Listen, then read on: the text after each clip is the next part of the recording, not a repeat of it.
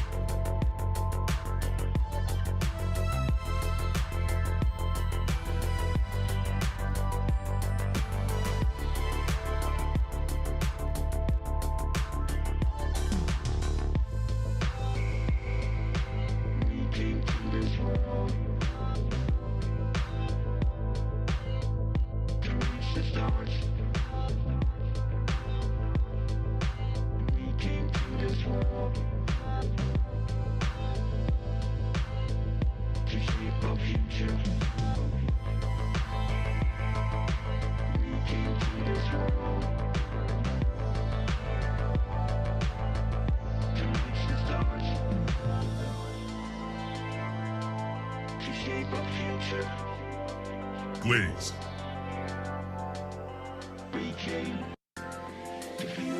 That's misinformation.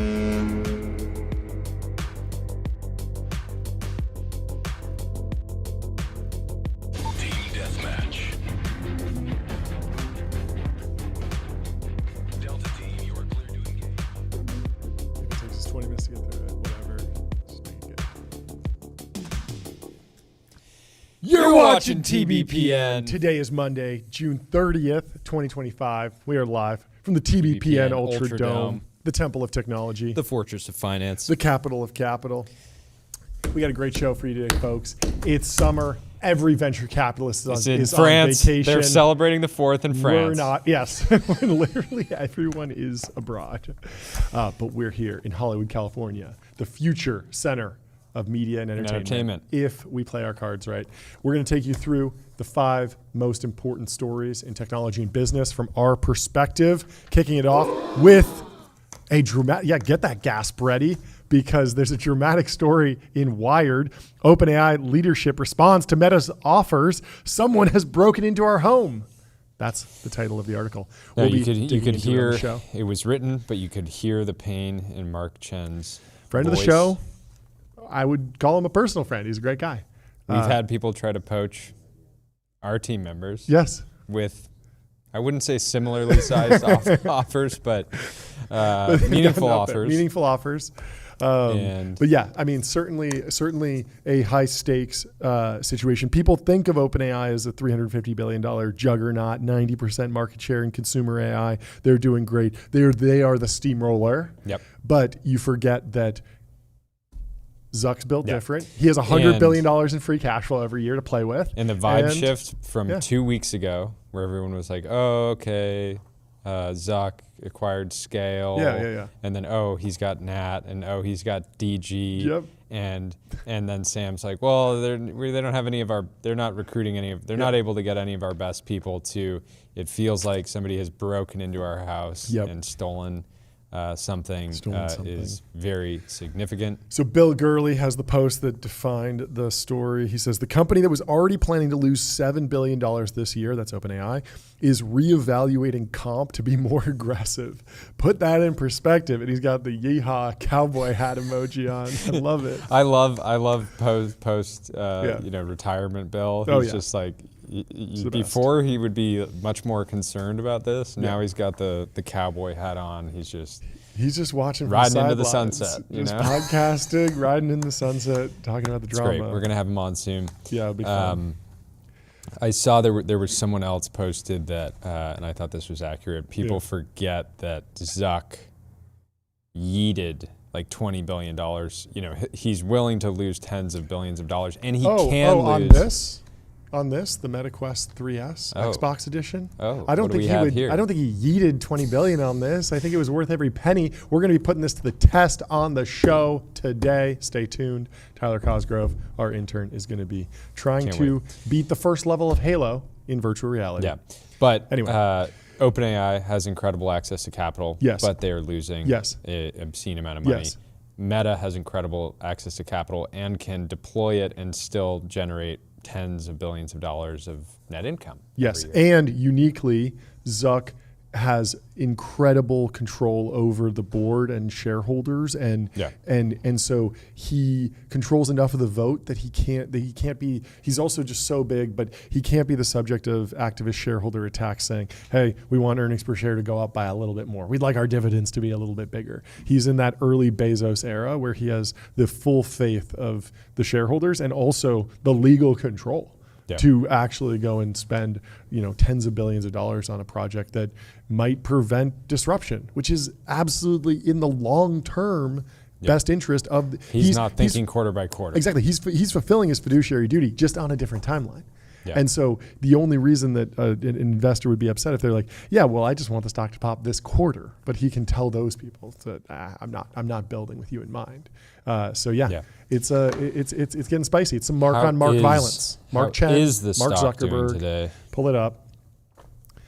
I'm sure up it's half a point. The market loves it. The market loves No, clearly. What is that? $5 billion? Yeah, it's $5 billion. Something like that. Yeah. $5 billion. That'll pay for what? 50 researchers. That's exactly how many you need, right? Yeah. Who is telling us the perfectly pod? priced in. Yeah, perfectly priced in. Nikita Beer. We got a trade deal, baby. Trade deal. Nikita Beer has joined X as the head of product. Market clearing order inbound. You probably know him from his viral social apps. He's sold one to Discord. He's sold one to Facebook back in the day. Now he didn't even have to sell one. He's just going directly to X. Going direct. He's joining as the head of product. He's cutting out the middleman, which were his startups. Basically. He says X is the most important social network in the world. Fully agree. Fantastic app. I'm obsessed. It's where we built this company. It's where internet culture originates and where the world's most influential people convene. Finding my community and building an audience on X has impacted my life more than any single thing. It's unlocked friendships, professional opportunities, and it's even where I met my girlfriend. Nice. While I already spend every waking hour on this app, I'll now be spending that time helping others unlock the same value, and will certainly be leveraging the power of Grok to create hyper-relevant timelines and help people understand everything that's happening. Thanks, Elon Musk and the X team, for inviting me to work on the product that I live and breathe. Product, but also poster and residence, exactly. right? They lost Yepseen. Yes, they did. Or fired him. But they're bringing back a new poster and residence who's going to be absolutely, dominating the timeline. Yeah. And I think, I don't know, it's interesting. Like Nikita's had success iterating very quickly on product and developing viral apps. He's also spent enough time in large tech companies like Meta and Discord to like probably be able to play, there's probably some overhead that still exists even in the leaner X. So I wouldn't be surprised that he's actually kind of the perfect person there. And then obviously the fact that he's so dominant on the platform and obsessed with it, and really he's a power user. That's probably exactly what you want in the head of product. So I'm bullish. Are you ringing the gong for him? You know why I have this out? Why do you have that out? Because the rumor is that X backed up the truck? Brinks truck. No way. For this one. Okay. So I'm gonna hit the gong for Nikita.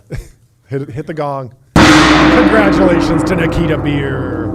He's been on a generational run, and it continues as X's head of product. And I'm gonna start texting him now when there's bugs. Yeah. Head of product. That means hot take. bug squasher. I actually don't experience that many bugs. Everyone says that there's a ton of bugs. You got your I haven't head had in the that many sand. bugs. I think it's a your skill head in the issue. sand. I've been having great, but there are a bunch of things that could, be improved with the product. And so I'm sure he'll come up with some interesting ideas, and it'll be a lot of fun to follow. Anyway, in other news, you got to also ring the gong for Apple.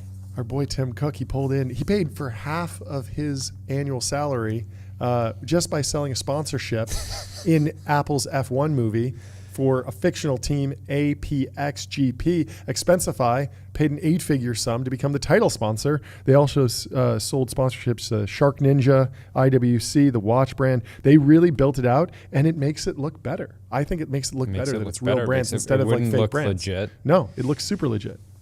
Yeah, this was interesting. I knew that I don't have a lot of insight into how entertainment companies sell sponsorships in shows. I know it's super prevalent, right? You'll see like, okay, why is this character driving a Hyundai? Yep. It doesn't actually make sense in the context of their life, but like clearly it's Hyundai. It's all over the place. So sometimes, like when I was running Soylent, there were people who would come to us and just like they would just be like, "We had it on the set that day, and we wanted to throw it in the fridge, and so we did. So you got a spot in this." We were in a Super Bowl ad once because they needed to. The cars in the Fast and Furious movie were driving through Times Square. And they needed like some billboard in the background, so they just put up an ad for our product, a virtual billboard. So sometimes it's like we need a product that we can clear. Like Andrew Huberman is going to be fine with us promoting Mateina Yerba Mate on here. But if we were at a really, really Hollywood level, like we would have if we were going to drink like Monster or Red Bull. Well, we're at a Hollywood level. I know. But yes, we are in Hollywood. But there is a level above where like you would have to get clearance to use the thing in the actual in the actual film. And so a lot of times it's like, can we just get quick approval and not have to pay or not have to do any legal stuff? Other times it's more complicated where they're actually going out and selling it. It sounds like they sold this for this. But anyway. And Polymarket of the day. They didn't just make money on the sponsorships. Yeah, the box they made money office at the box office. Was it 140 million? They crushed it. 140 blew million. it out. Polymarket had it. If you were looking, they clocked it last week. Yep.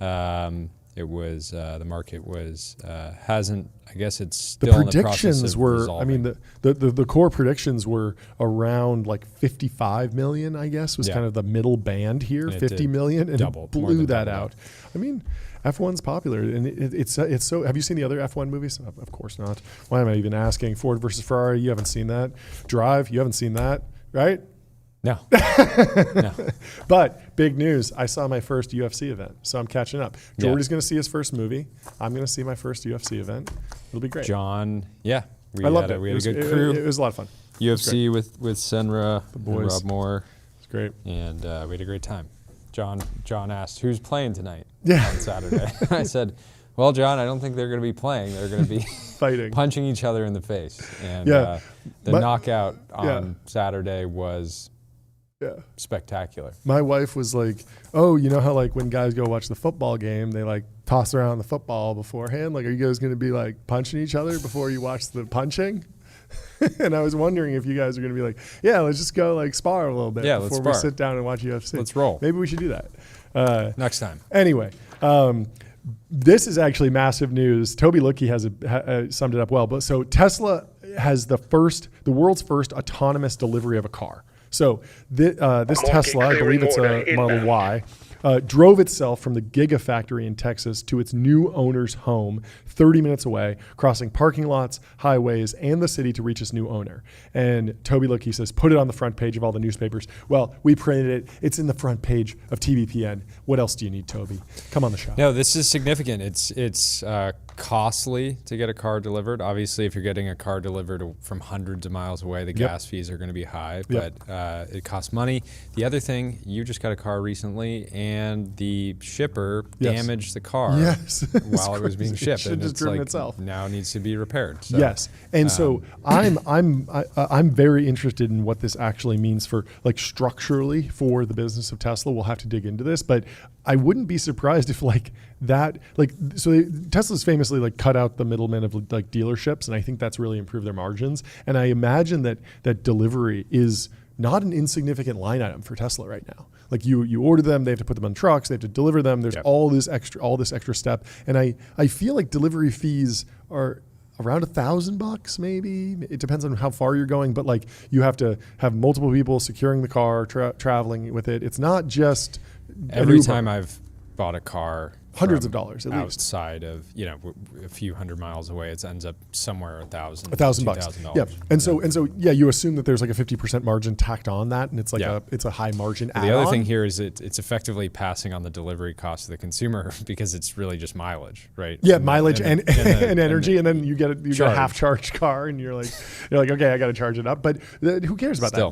Nobody cares about that. And so I wonder. I mean, this should be somewhat material. I just wonder how material. It might be like, okay, it drops their COGS by 0.001%, but it certainly is exciting. And you can imagine we're one step closer to like push a button and buy a car and it just arrives, which is very, very cool. Finger hovering over the button. With that one, I want to get one but I'll be waiting for the naturally aspirated V8 or V12 version. But as soon as they roll that out, coming. It'd be fantastic. Anyway, in other news, your naturally aspirated V12 Tesla is getting delivered. Yes. And it's just getting noise complaints along the way because AI is just joyriding it, pulling over to do burnouts. Yeah. I mean, have you heard Doug DeMuro's riff on electric cars? He says that they're technically naturally aspirated. They don't have turbochargers. They don't have superchargers. How are the batteries cooled? Naturally. All the air flows through the car naturally. There's no turbochargers. Therefore, it is a naturally aspirated car. Yeah, Xiaomi is not far, right? I posted a picture today. Their new car is just almost a one-to-one copy they're in the journal today. Songway. Yeah, the news is... apparently, it's selling very well. They've got over 200,000 non-refundable orders. Not just over 200,000... this is the electric SUV, the new Xiaomi, 289,000, and that's not just so far. That's in the first hour. Okay, that's a lot. Solid. Potentially, just to show that we respect business, I'm going to hit the size gong for that. Congratulations to the folks over at Xiaomi for ripping off the Pro Songway so successfully. That's on B3. Anyway, the last top story we have today is from Luke Metro.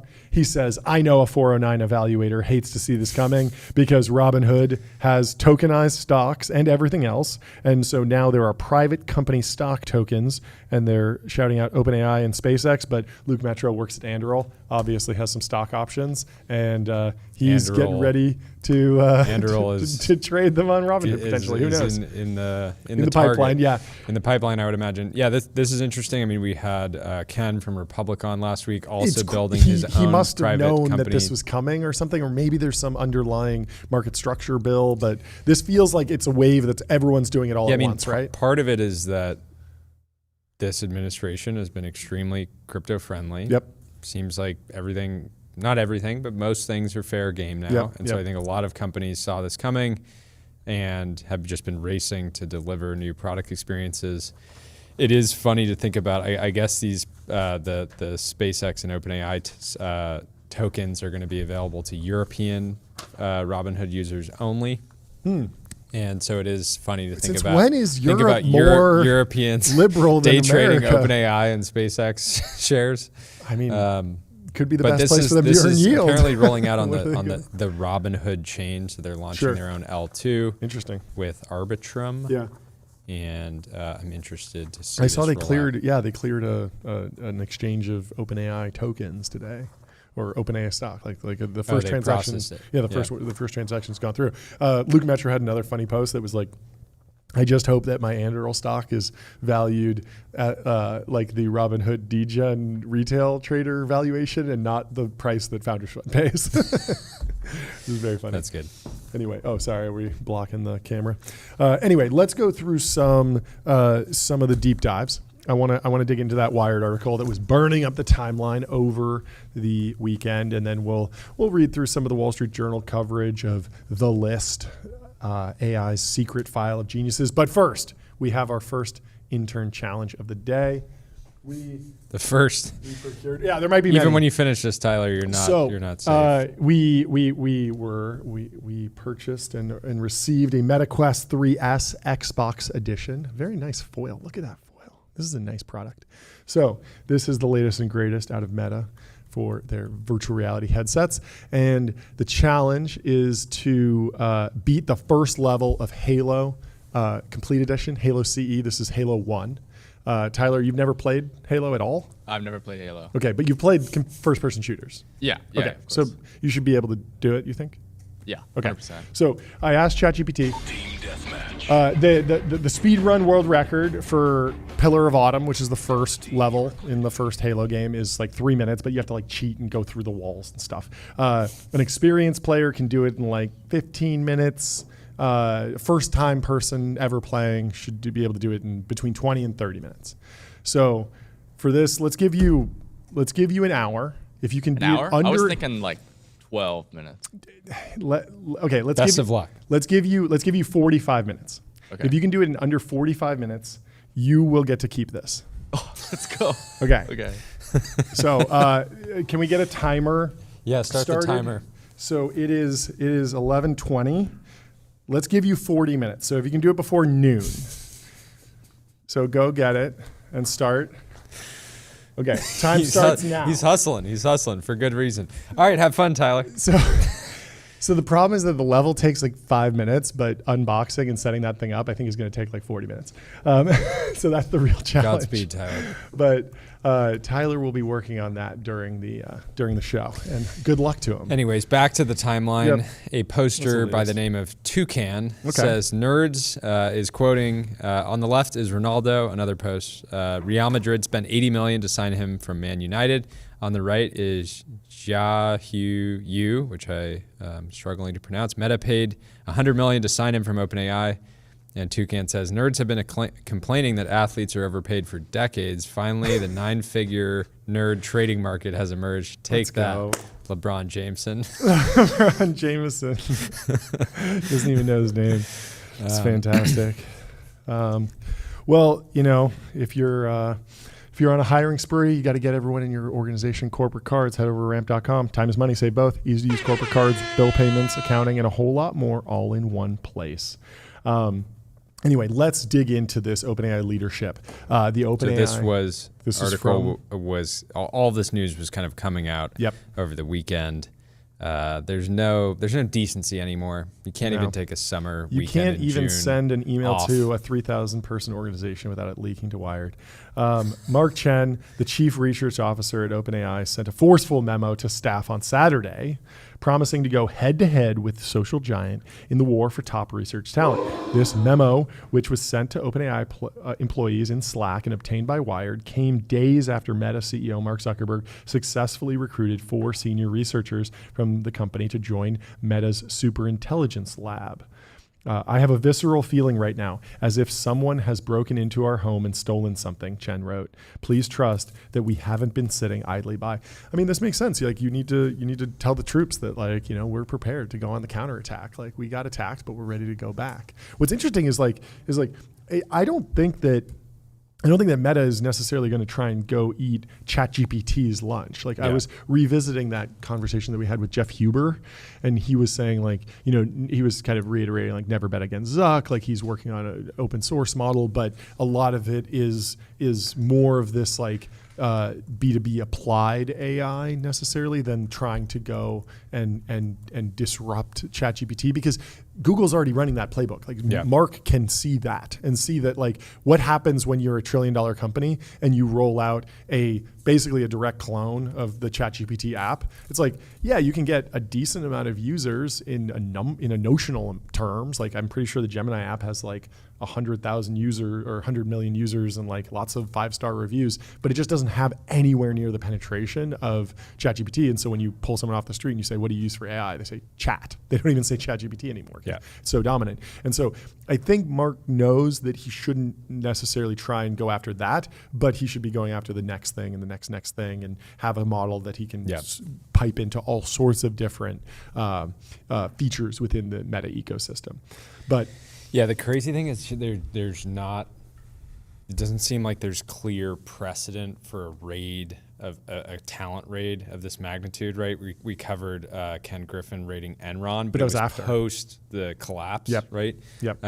Apple heavily recruited out of Xerox PARC in 1979 in the early 80s, but like it was kind of a downswing, right? Yeah, it wasn't anything of this magnitude, nor was it, hey, we're going to come in and just give you these like 9-figure off, comp packages and things like that. Yeah, and it's very common for a startup to be able to pull people from the big legacy company that's kind of sclerotic, and we've seen a lot of people that were at Apple or Google or Microsoft or Xerox, and then they went to Google, and then they went to Meta, and then they went to OpenAI. I mean, Brett Taylor, who's the chairman of the board at OpenAI, was the CTO of Meta.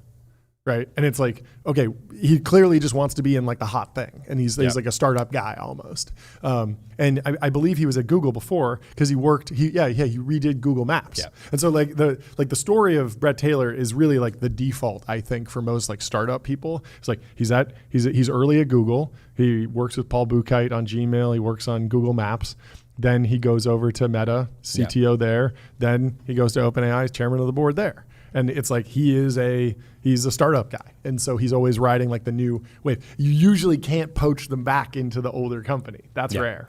Yeah. Some other precedent here in 2010 and 2011, Zuck and Facebook went super aggressive poaching from Google. Yep. So Facebook had crossed 500 million users. They were in that period of transitioning from a super scrappy startup. Yep. And they went heavy into Google. So they went and got high performers from ads, search, mobile on the Android side, and some of the social product people from Google+. And Zuck did something similar, not to the same scale, but just went and with these sort of heavy comp packages, and was very successful. Google had to respond and increase comp in a number of different roles. Did they poach any designers? Any people that use Figma.com? Any people that think bigger, build faster? Anyone that, because Figma helps design and development teams build great products together. It would be a different place if existed back then. But fortunately, you can go to Figma.com. You can think and bigger. You can get started for free. Faster. Anyway, what do you think of the buzzword superintelligence? This whole they've really rebranded it. Is it a goalpost shifting thing? I think it's smart. I think he poached the word superintelligence. It's mine now. It's mine now. Yeah, it's mine now because. And he's not saying the safe superintelligence team. He's just saying superintelligence. Reckless. Safe superintelligence implies reckless superintelligence. I like that. But it's funny because everyone was focused on like AI as a buzzword. Then it was AGI. Now it's superintelligence. But like within our group, like we all think like superintelligence is kind of the old thing. Like everyone, like me and you, like we know the secrets to this stuff. Like it's kind of already priced in. The real killers, they're focused on the next thing. You know what I'm talking about, right? Giga intelligence. That's the one that people are getting like, really? Like the real killers are like, yeah, well, like AGI is basically here, Superintelligence is basically here, but Giga Intelligence, that's the one we're working on. Because we're going to need a new buzzword, because we're burning through buzzwords at an increasing rate. And so we're just, we just steamrolled the Turing test, completely blasted through AGI. No one talks about AGI anymore. AGI is here. Yeah. But you got, Superintelligence, we're going to solve this buzzword. We're going to churn through this in a year or two. We got to start working on Giga Intelligence now. Yeah. This is the way. Anyway, start adopting it. Chen promised that he was working with Sam Altman, the CEO of OpenAI, and other leaders of the company around the clock to talk to those with offers, adding, "We've been more proactive than ever before. We're recalibrating comp and we're scoping out creative ways to recognize and reward top talent." Still, even as OpenAI leadership appears desperate to retain its staff, Chen said that he has high personal standards of fairness and wants to retain top talent with that in mind. "While I'll fight to keep every one of you, I won't do it at the price of fairness to others," he wrote.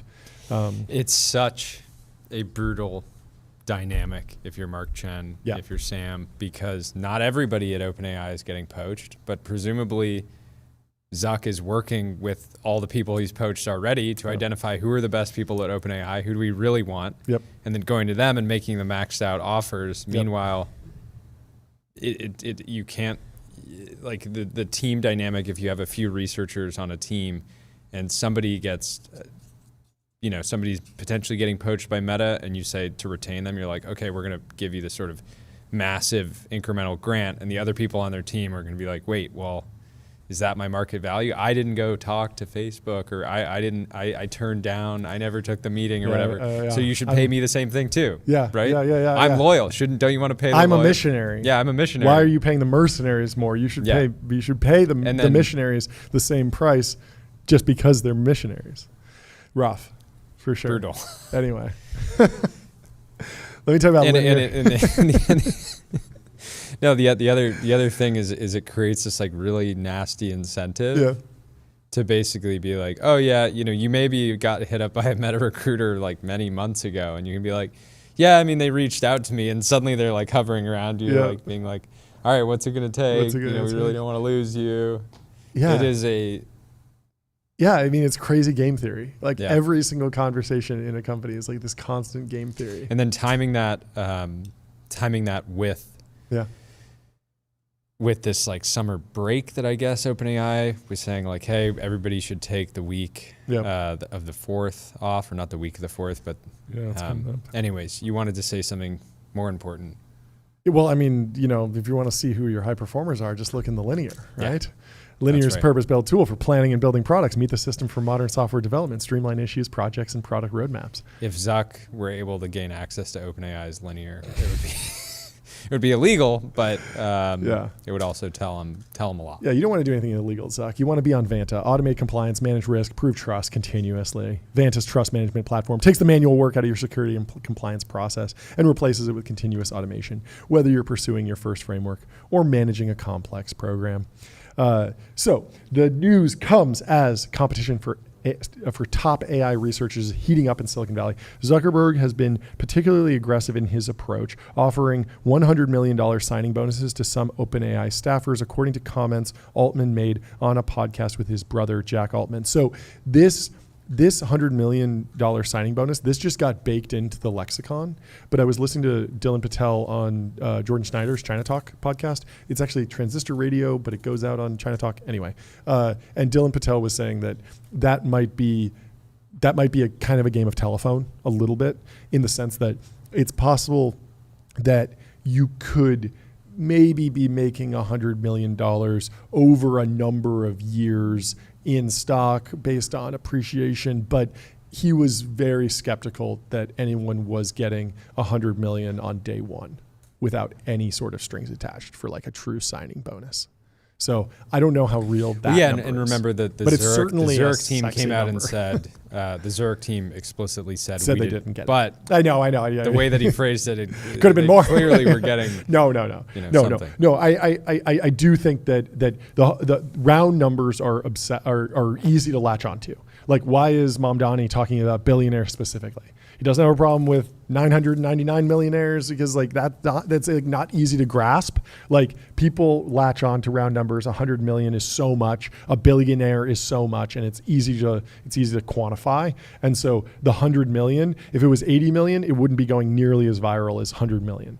So I don't know how real that is. Maybe that was thrown out as a total package, and then it got kind of telephoned into, well, it's basically a signing bonus because they got the deal on the as soon as they signed, but they do have some sort of earn out or the shares are locked up in some way. But there's a bunch of creative accounting that can go into basically delivering someone what feels like $100 million of value, which is not far off from, okay, what would it take? Johnny Ive got, a huge offer to go to OpenAI, and it was structured in an interesting way with like an acquisition, and but he got a few points. Yeah, it was a few percentage points. And when you think about the scale of OpenAI and the scale of Johnny Ive's legacy, like what would it take to get someone like that to join he's a founding designer basically. So it's a couple percentage points. So multiple sources at OpenAI with direct knowledge of the offers confirmed the number to Wired. So I don't know, because it kind of benefits like both sides to have that number out there. It's kind of unclear who would really want to confirm that, and then what the nature of these things were. The other thing that's interesting though, is if you're working at OpenAI, and let's say their top researchers have on average $100 million in OpenAI shares at their, like the truly top people. And then you get an offer that's like a $20 million signing bonus, but it's, it's kind of paid out over time, and that, or they can claw it back if you don't stay past a certain date. And you're kind of looking at it and be like, okay, I'm already a centi, and I'm getting an offer to like go to a new team that I don't know if I'm gonna like, and it's unclear. Like the vision is not quite as clear at Meta, right? I'm joining the Superintelligence team. It's gonna be an incredible group of people with a ton of resources. That's exciting.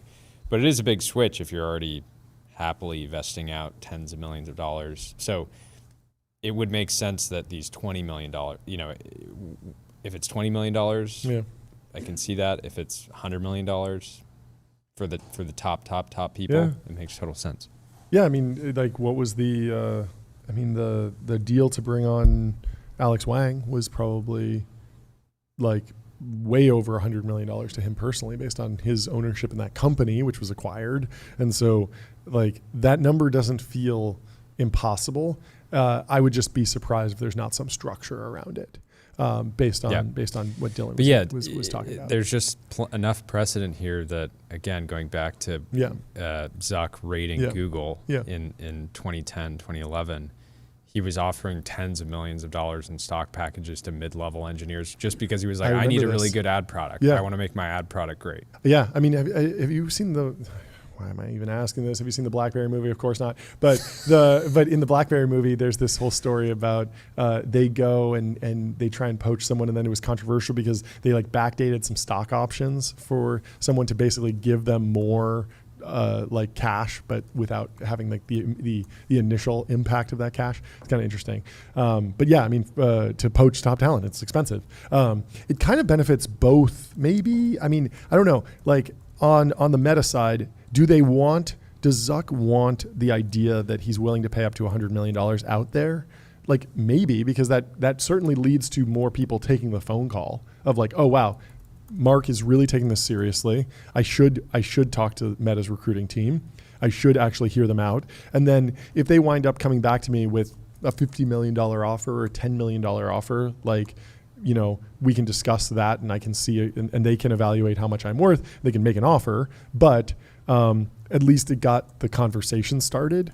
But I don't know. There was also the theory that Sam Altman put that $100 million number out in order to kind of like poison the well, because if Mark comes to you and says, hey, you're a top AI researcher, come over here, and then the AI researcher says like, yeah, great, I hear $100 million is the going rate, and Mark's like, no, that's like fake news that Sam was spreading, like we're actually paying 15, then you're like, well, no, like totally. I was hoping for 100. But Sam it kind is of one of the benefits most both. Machiavellian people, and you see, it could be like 4D chess on both sides. I don't know. Yeah. Over the past month, Meta has been aggressively building out their new AI effort and has repeatedly and most unsuccessfully tried to recruit some of our strongest talent with comp-focused packages, Chen wrote on Slack. A source close to the efforts at Meta confirmed the company has been significantly ramping up its research recruiting with a particular eye toward talent from OpenAI and Google. Anthropic, while also a top rival, is thought to be less of a culture fit at Meta. One source tells Wired. They haven't necessarily expanded the band, but for top talent, the sky's the limit. Which is funny because, yeah, of course, like Anthropic's like so missionary driven. Like it's going to be very hard to go to Anthropic and research scientists and be like, ads, better ads. And they're like, we're building God here. Yeah. You know? Anyway, $100 million is $100 million. Not for Anthropic guys. Anthropic guys are true believers. They don't care. What's $100 million in a post-scarcity world? Doesn't matter. You want to be on the post-scarcity train. Chen's note included. It is so telling though, of like how you sort of like try to pinpoint like Zuck's views on AI. Yeah. He's like, I'm not even going to bother with those people at Anthropic. Not a culture fit. Too AGI pilled. Yeah, that's great. Senator, we sell ads. Anyway, if you're looking for sales tax superintelligence, go to numeralhq.com. Spend less than 5 minutes per month on sales tax compliance with Superintelligence for sales tax. The official sales tax automation provider for Lucy. Yes, that's true. Chen's note included messages from 7 other research leaders at the company where they wrote notes to staffers in an apparent effort to encourage them to stay. One leader on the research team encouraged staff to reach out if they received an offer from Meta. If they pressure you or make ridiculous, exploding offers, just tell them to back off. It's not nice to pressure people in potentially the most important decision. Wired is not naming the leader as they are not a C-suite executive. This is weird. Where's the end of this quote? That's odd. I'd like to be able to talk you through it, and I know all about their offers. The remarks come as OpenAI staff grapple with an intense workload that has many staffers grinding 80 hours a week. OpenAI is largely shutting down next week as the company tries to give employees time to recharge. Let's give it up for OpenAI's grind set. It's really fantastic. Also, extremely American to give a full week off right around July 4th. Yep. Like I'm normally pretty anti taking time off, but if you're going to go really hard on a particular holiday, make it July 4th, give a week off around July 4th. I love it. I was posting, I need a poly market on whether or not we get a Zuck American flag video on July 4th. Do you think it'll happen? I actually think there 100% should be a poly market on that. Right? It's kind of 50-50, right? Like he is definitely locked in, very busy, probably not a lot of time off. He sees that he knows from this that OpenAI is down this week. So that's probably like really encouraging to be like, I want to go harder this week. Yeah. They're off. Yeah, my at the same time, my advice for founders it's one of the greatest pieces of content he puts out. Think about how hard Zuck is going right now. Go harder. Week of July 4th. And just don't get outworked by him. Yes. Just don't get outworked by Zuck this week. It's going to be tough. He's in year 20. What excuses do you have? You're 3 months into your startup. Yeah. Come on. Go harder. Go harder. I love it. Meta knows we're taking this week to recharge, and we'll take advantage of it to try and pressure you to make decisions fast and in isolation. Another leader at the company wrote, if you're feeling that pressure, don't be afraid to reach out. I and Mark are around and want to support you. So, while OpenAI's leadership is taking Meta's efforts seriously, Chen also said that the company is getting too caught up in the cadence of regular product launches and in short-term comparison with the competition. The sentiment is backed by a former OpenAI staffer who worked closely with Altman and said the CEO wanted to see buzzy announcements every few months. This was key to their strategy. Was like always Google, have a buzzy announcement ready if the competition does anything. Yes. Just drop a Google I/O is happening. Wouldn't it be crazy if we acquired a company called I/O the day before or something like that? Google's announcing the new Gemini. Let's just steamroll them in the timeline 24 hours before. Yeah, I'd love to introduce you deep research. It's masterful, and but that's the game you got to play. That's the game on the field. I think he he's really being is aggressive, the best. But he's not doing anything wrong. He is up there with Elon in terms of creating and riding hype and constantly delivering enough real product value to justify the hype that was being sold 6 months ago, basically. So like staying on the bleeding edge. And this is why the anti-tech people hate him and Elon so much, because they're like it's overhyped. It's not useful. And then like a year later, it's like there's Tesla cars everywhere. The rockets are landing and like 90% of people are using ChatGPT every day. And tens of billions of visits monthly. Okay, so it was real, but also he was overpromising, but he delivered at a higher level than anyone in human history. And that's just like, those two things are in conflict. So someone said this, like Elon is both Thomas Edison and Barnum and Bailey or whatever, P.T. Barnum. Like he's a circusman who can put on a show and put a robot in a human in a suit acting like a robot, but then he can actually go and deliver the thing, which is just, it just breaks people's brains. Anyway, we need to remain focused on the real prize of finding ways to compute. A lot more supercomputers are coming on later this year into intelligence. Chen wrote, "This is the main quest, and it's important to remember that skirmishes with Meta are the side quest. Last but not least, I'll be around this week, recharged and ready to go pound for pound. DM me anytime." I love it. He's ready to go. He's fired up. Get him in the ring. I love talking with Mark. Yeah, that was a fun conversation. Also, I mean, guys in shape. Let's get him in the octagon with Zuck. Mark on Mark violence. Let's see it. I mean, if there was a pound for pound list for the top AI researcher in the world, he's in the conversation. He's in the conversation. It's amazing. It's really been amazing to watch Mark's leadership and integrity through this process, especially when he has had to make tough decisions, Altman wrote on Slack in response to Chen's message. Very grateful we have him as our leader. I mean, it can't be overstated, making these decisions, right? Yeah. One of your best people comes to you and says, "It's hard. Hey, I'm really happy here at OpenAI. Yeah. I have $80 million of stock. Yeah. And I was just offered 150 over the next year, and it's highly or over the next few years. It's highly liquid, meaning that I can market sell it quarterly forever. Yeah. And meanwhile, you're going through this for-profit conversion. Do you think the liquidity thing is real at all? I mean, obviously. What are you? I mean, like, if you want to, let's say you want to buy a $50 million house, and you have $100 million in like illiquid OpenAI. Like, is that going to be hard at all? I feel like Goldman Sachs and Morgan Stanley Private Wealth Management are going to be beating down your doors to give you a loan that's backed by the shares. Sure. You're only going to have to put down 10%. Sure, like, but meanwhile, the company's failing secondaries to go through a for-profit conversion. Yeah, but I mean, so that Satya's taken 20% off the top. I mean, that applies. No, I'm just saying. That applies like a small haircut, I would say. I'm just saying there is always. Yeah. There's always going to be a tension of somebody having massive wealth but not having greenbacks. Yeah. There's always going to be that tension. Yeah. And people seeing that Meta is one of the most liquid stocks in the world. Yeah. Can constantly trade in and out of it. And it's ultimately it's stable. Yeah. Right? So. I mean, if you're interested in liquid stocks, go to public.com. Investing for those who take it seriously. Multi-asset investing. Industry-leading yields. Old-fashioned stocks. Trusted by millions. And who knows, maybe they'll have OpenAI soon. Anything's possible. We should, Robinhood has, the tokens around private companies. Maybe we should tokenize nonprofits. I want to be able to trade, PETA, Let me go long PETA. Let me get some leverage on that. I want some leverage, please. Levered options on PETA. Look at Tyler right now. Let's get on the Tyler cam. How are we doing on timing? I think I'm in the right mission. Oh, you did it? No way. 15 minutes left. Let's see it. Okay. I can't believe you got it set up so fast. That's amazing.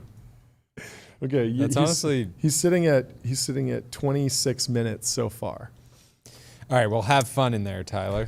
I just look over and I didn't realize he was on VR. That's amazing. I think he's actually playing it. This is crazy because my number one complaint with the Quest was that it just takes a long time to set up, and I think that it causes a lot of you dust intentionally did this challenge. Yes. And made it seem like, I'm going to happily give away my new VR Xbox. Yeah.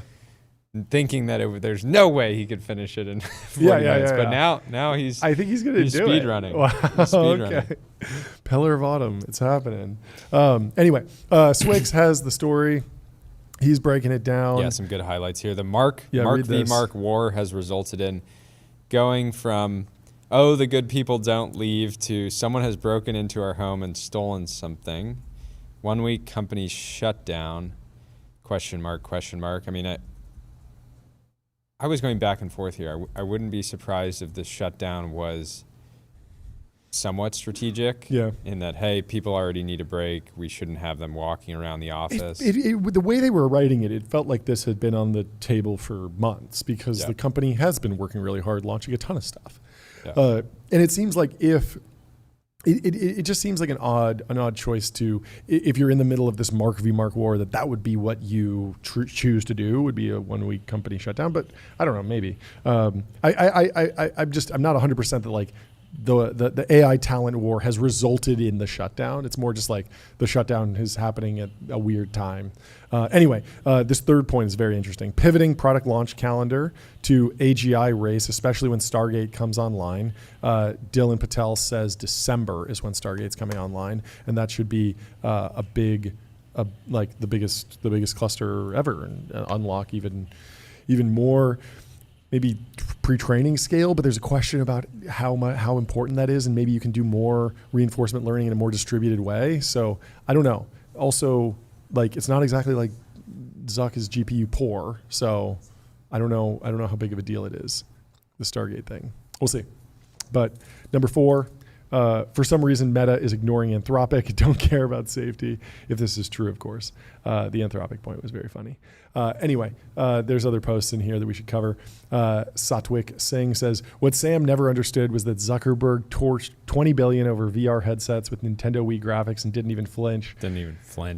You know what's so funny? Like the Nintendo Wii graphics thing, that was like 3 months. And then after that, he was doing that Lex interview in the metaverse. Did you ever see that? Where it's like, it is like photoreal immediately.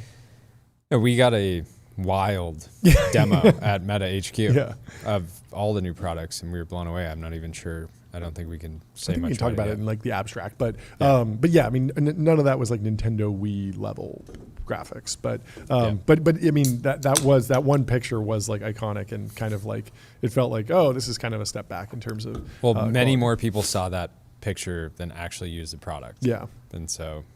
Yeah, because there were plenty of VR games that didn't have Nintendo Wii graphics. Like the hero game for the Quest when it came out was Robo Recall, which looked super sci-fi and just looked awesome, and it was great. And there were a bunch of other games. But yes, I mean, the point is that like Mark is totally ready to spend $20 billion on a big project if he thinks it's valuable, and here he clearly does, and so he's going after it. Anyway, similar founder-led company that's building amazing AI stuff. Finn, the #1 AI agent for customer service. We've had Owen on the show before. He's been on #1 in performance benchmarks, #1 in bake-offs, #1 on ranking G2. on G2. Let's go.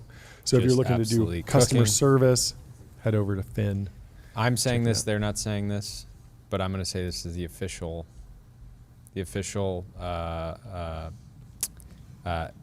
CX tool of both AI safety and being AGI pilled. Okay. Because Anthropic uses. Oh, really? No way. Finn. There we go. Okay. Awesome. So, yeah, I'm sure Anthropic will love that. They're like, we said you could put our logo on your website. We didn't say the technology's daily. These two podcasters could say it's the could go way over their skis on this endorsement. It's the official CX agent. Anyway, Rune had an interesting take here. Diving into why these trade deals are so they're not really trade deals, but these poachings can be so damaging, and he's trying to put it in broader consumer terms. We're gonna debate whether or not his point is well taken. He, of course, works at OpenAI and has for a number of years. Rune says, intellectual property by default is a market failure. Single, well-informed, talented defectors can walk away from organizations with billions of dollars of tacit value of knowing what works and what doesn't. The athlete metaphor is somewhat wrong. In industries where patents and such aren't viable, market participants will drastically underinvest in R&D efforts due to IP seepage, just like the I drink your milkshake effect of oil seepage and land rights. There is a compelling pro-consumer case for non-competes. Interesting. Very rare that you hear a tech person argue in favor of non-competes. Interesting. I mean, the immediate impact of non-competes in this context would be dramatically lower wages for AI researchers like Rune, which is interesting. The other question is... Yeah, and it's interesting you'd have to move AI out of California. Oh, people would then, maybe.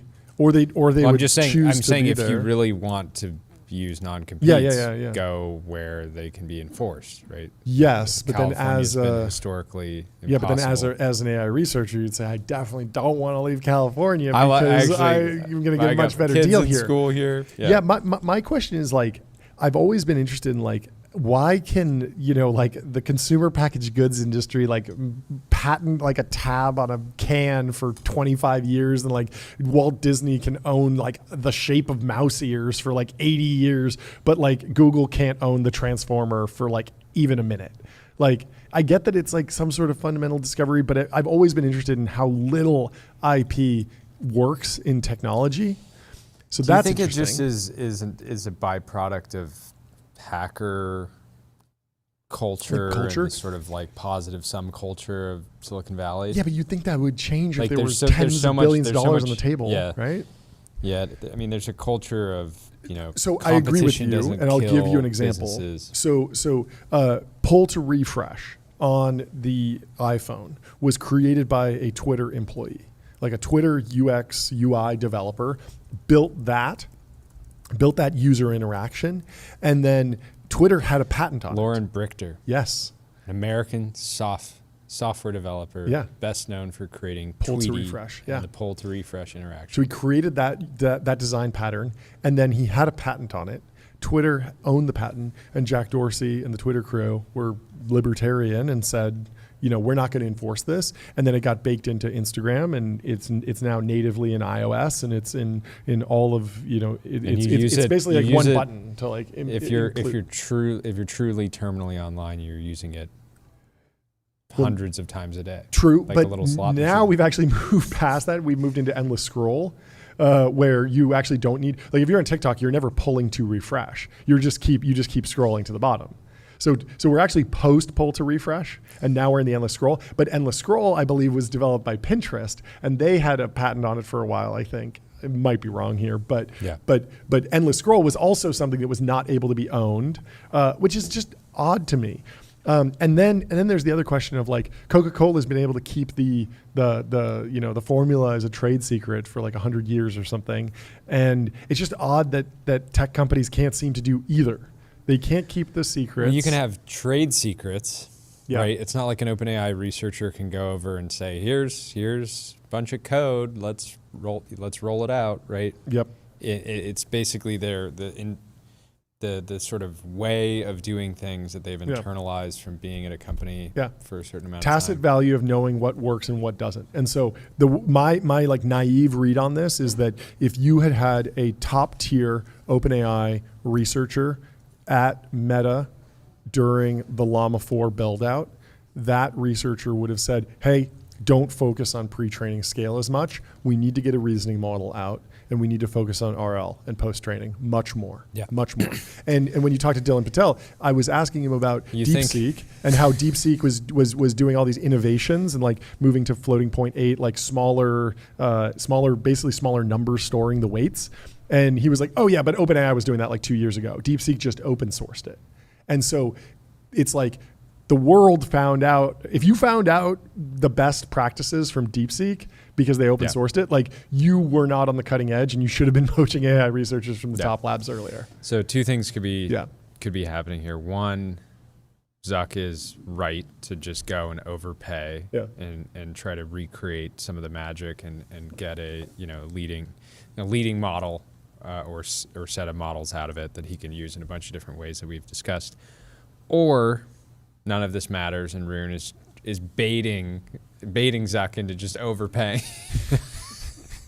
He's just like the 4D chess is like, oh yeah, they're getting everything. They're taking everything. Yeah. No, I don't necessarily believe that, because I did talk to Rune like years ago, and I was like, but like, is this going to commoditize? Like, is the foundation model layer going to commoditize? And he was like, there are like the secret to OpenAI in many ways is like the Telian secrets. Like they understand things at a lower level that other people just don't, and so that will compound and stay at advantage. And he hadn't even predicted the dominance of the consumer and like the aggregation theory that happens when you're the front end to consumer AI. That's incredibly valuable. But just on the research side, like they can stay ahead just by understanding like the secrets of what works and what doesn't. But it's interesting. Anyway, let's tell you about Adio, customer relationship magic. Adio is the AI native CRM that builds, scales, and grows your company to the next level. Next level. We have a light guest booking today, but we're spending an hour talking about one story because it's fun stuff. We can continue. We can go over to the Wall Street Journal because in the exchange section there is a fantastic article related to this. It says it's known as the list, and it's a secret file of geniuses. And I'm looking at this. It says Mishka Belenko, Yu Zhang. Mark Zuckerberg's been reviewing this list. Lucas Byers on this, the new guy. It says Jordy Hayes, John Coogan, Tyler Cosgrove, Ben Kohler, a couple other folks. But, it's just the usual people that we know. Yeah. Anyway, it's known as the list, and it's a secret file of geniuses. Only select AI researchers have the skills for the hottest area in tech. Mark Zuckerberg and his rivals want to hire them, even if it costs ungodly sums. We love ungodly sums. We should be ringing the gong more to this episode. All over Silicon Valley, the brightest minds in AI are buzzing about the list, a compilation of the most talented researchers and engineers in artificial intelligence that Mark Zuckerberg has spent months putting together. Lucas Bayer works in multimodal vision research, which Tyler broke down for us. Can you imagine if Zuck spun up like basically like a hot or not style tool that's just like pins two researchers together and like he makes other researchers like just do the test and then just puts out a list of like this is the top 50 people. Yep. This is so good. Lucas Bayer describes himself as a scientist dedicated to the creation of awesomeness. Yu Zhang very Reddit coded. But he's a poster on X as well. Yeah, of course. Yu Zhang specializes in automatic speech recognition and barely has an online presence besides his influential papers. Misha Belenko is an expert in large-scale machine learning who also enjoys hiking and hiking and skiing, or as he puts it on his website, applying hill climbing, search, and gradient descent algorithms to real-world domains. That's very cute. The recruits on the list typically have PhDs from elite schools like Berkeley and Carnegie Mellon. They also have experience at places like OpenAI in San Francisco or Google DeepMind in London. They're usually in their 20s and 30s, and they all know each other. They spend their days staring at screens to solve the kinds of inscrutable problems that require spectacular amounts of computing power, and their previously obscure talents have never been so highly valued. The chief executives of tech Goliaths and heavyweight venture capitalists are cozying up with a few dozen nerdy researchers because their specialized knowledge is the key to cashing in on the artificial intelligence revolution. It is funny. Some of the losers out of this talent war are just VCs, because how do you compete? How do you compete when, historically you could have gone to some of these and really overpaid to invest? You could have come to them with a ridiculous, what would be very ridiculous for a VC, which is, I will spin up a new company. Not ridiculous, it happens, but it is kind of ridiculous in some ways. Spin up a new company. Mm-hmm. I'll give you 200 on $1 billion, and you can take 10 million personally and secondary immediately. Yeah. And that is no longer even that compelling of an offer. No. If the odds of actually winning are low and you just want the most access to compute and be Traded. Absolute banger, ripping. This was Tyler's handiwork. Oh, Tyler, how we doing? I'm in like some kind of maze right now. Oh no, you lost it. No, I dude. lost already. I think he lost. It's No. past noon. It's past noon. Wait, Ben, what you got on the timer? I've got 4 minutes still on the timer. 4 minutes still. Okay, Okay, well, let's we've give got him another 4 4 minutes.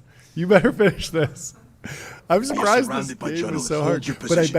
bet you, if we roll the tape, it took him 30 minutes to set up, and he's actually on track. I bet he's gonna finish the Pillar of Autumn, the level, in normal time, like 20 or 30 minutes. But the setup was because I only gave him 10 minutes for the setup. Mogged. Anyway, This is looking the pretty reality of pledging. Podcasting. Pledging to be a technology brother. Podcast.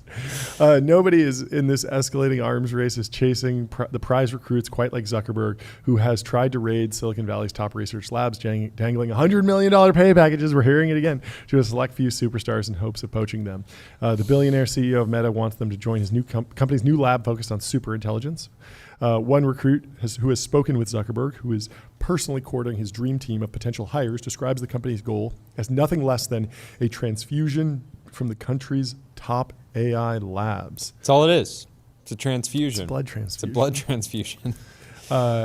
It is wild. Yeah. We got to talk to some more VCs about how they're coping. We got to get some coping VCs on here to hear them cope about. Yeah. It's actually a fine time to invest in AI. Hey, what do we got here, Tyler? I'm done. You're done? No way. What's the No clock? way.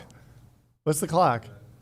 2 minutes, 45 seconds. Wow. No way he did it. Yeah, Let's left, you did go. it. Yeah. Oh, that's amazing. Let's go. Let's go. John. Wow. Mog. Congratulations, Tyler. Did you even get to play your new Xbox? No. You didn't even He had to unbox it. I wanted the unboxing to be part of the experience. Wow.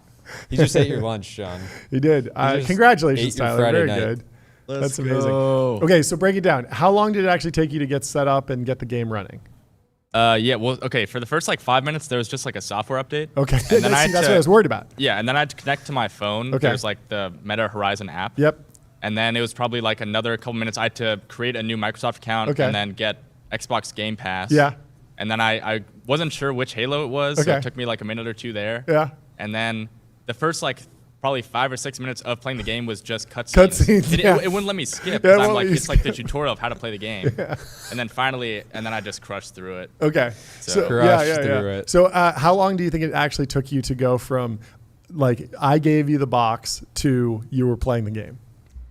I actually have no idea. I mean, I was pretty locked in. I pretty don't know how locked in. long I was playing. Okay, we should have had So- splits because my big pushback on VR right now is that if you get an N64 or you get if you got an Xbox for Christmas with Halo the DVD, like you would put that thing in, plug it into the TV, and you would be playing in 2 minutes. Like it was so fast to get up and running. Yeah. And I've always been upset with how many things you have to link it to your phone, take it off, log in, create a password, like all of that I've always been really annoyed with. Yeah. I think that they should make you do the account creation after the fact, after they let you get hooked on playing and be like, Yeah. this is fun. Okay, cool. Yeah, now I want to create a social profile because I'm having fun.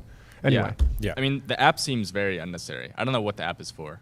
odd. Because it wasn't like to sign in. I still to sign in on the using the joysticks. I mean, at one point I had I counted, I had like 6 different passwords that were relevant to play Oculus games because I had a PIN code that was like you draw it. I had an Oculus password, but then Oculus got rolled into Meta, and so I had a Meta password. But then I also had a Facebook password that was different, and then I had like a PIN for paying with things, and it was just like so many different things. And it's not that hard when you're on your phone and you get one password and you just kind of like autofill passwords all day long and 2-factor codes. But when you're in VR, it's super hard to type everything out.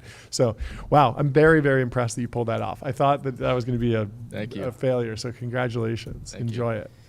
Wait, Great work. so break down the experience of actually playing. Were you playing on a big 2D screen and you were sitting there in like a theater basically? Yeah. So the screen was probably like 6 feet in front of me. Okay. It was like in front of this light. It was like great experience. Yeah, was a good experience. I didn't find it to be like the refresh rate was like totally fine. Great. I'm not motion sick at all. No screen door effect or anything? No, it was totally fine. And then also break down. So were you technically streaming the game over Wi-Fi? I believe so. I'll look, but I think it was like cloud gaming. I think. Yeah. So I think the actual Xbox like frame rendering is happening in the cloud, and they're streaming that to you and then rendering it in VR, and then the headset's just pinning that to the world, which is really, really cool. So I have this thesis, and you'll have to play with the headset more and let me know if it plays out, that I think that Palmer Luckey has that take that's like soldiers will be wearing VR headsets on a daily basis before consumers are, because the military can underwrite like a $5,000 VR headset. And so he's betting on augmented reality glasses for the warfighter being the first real use case.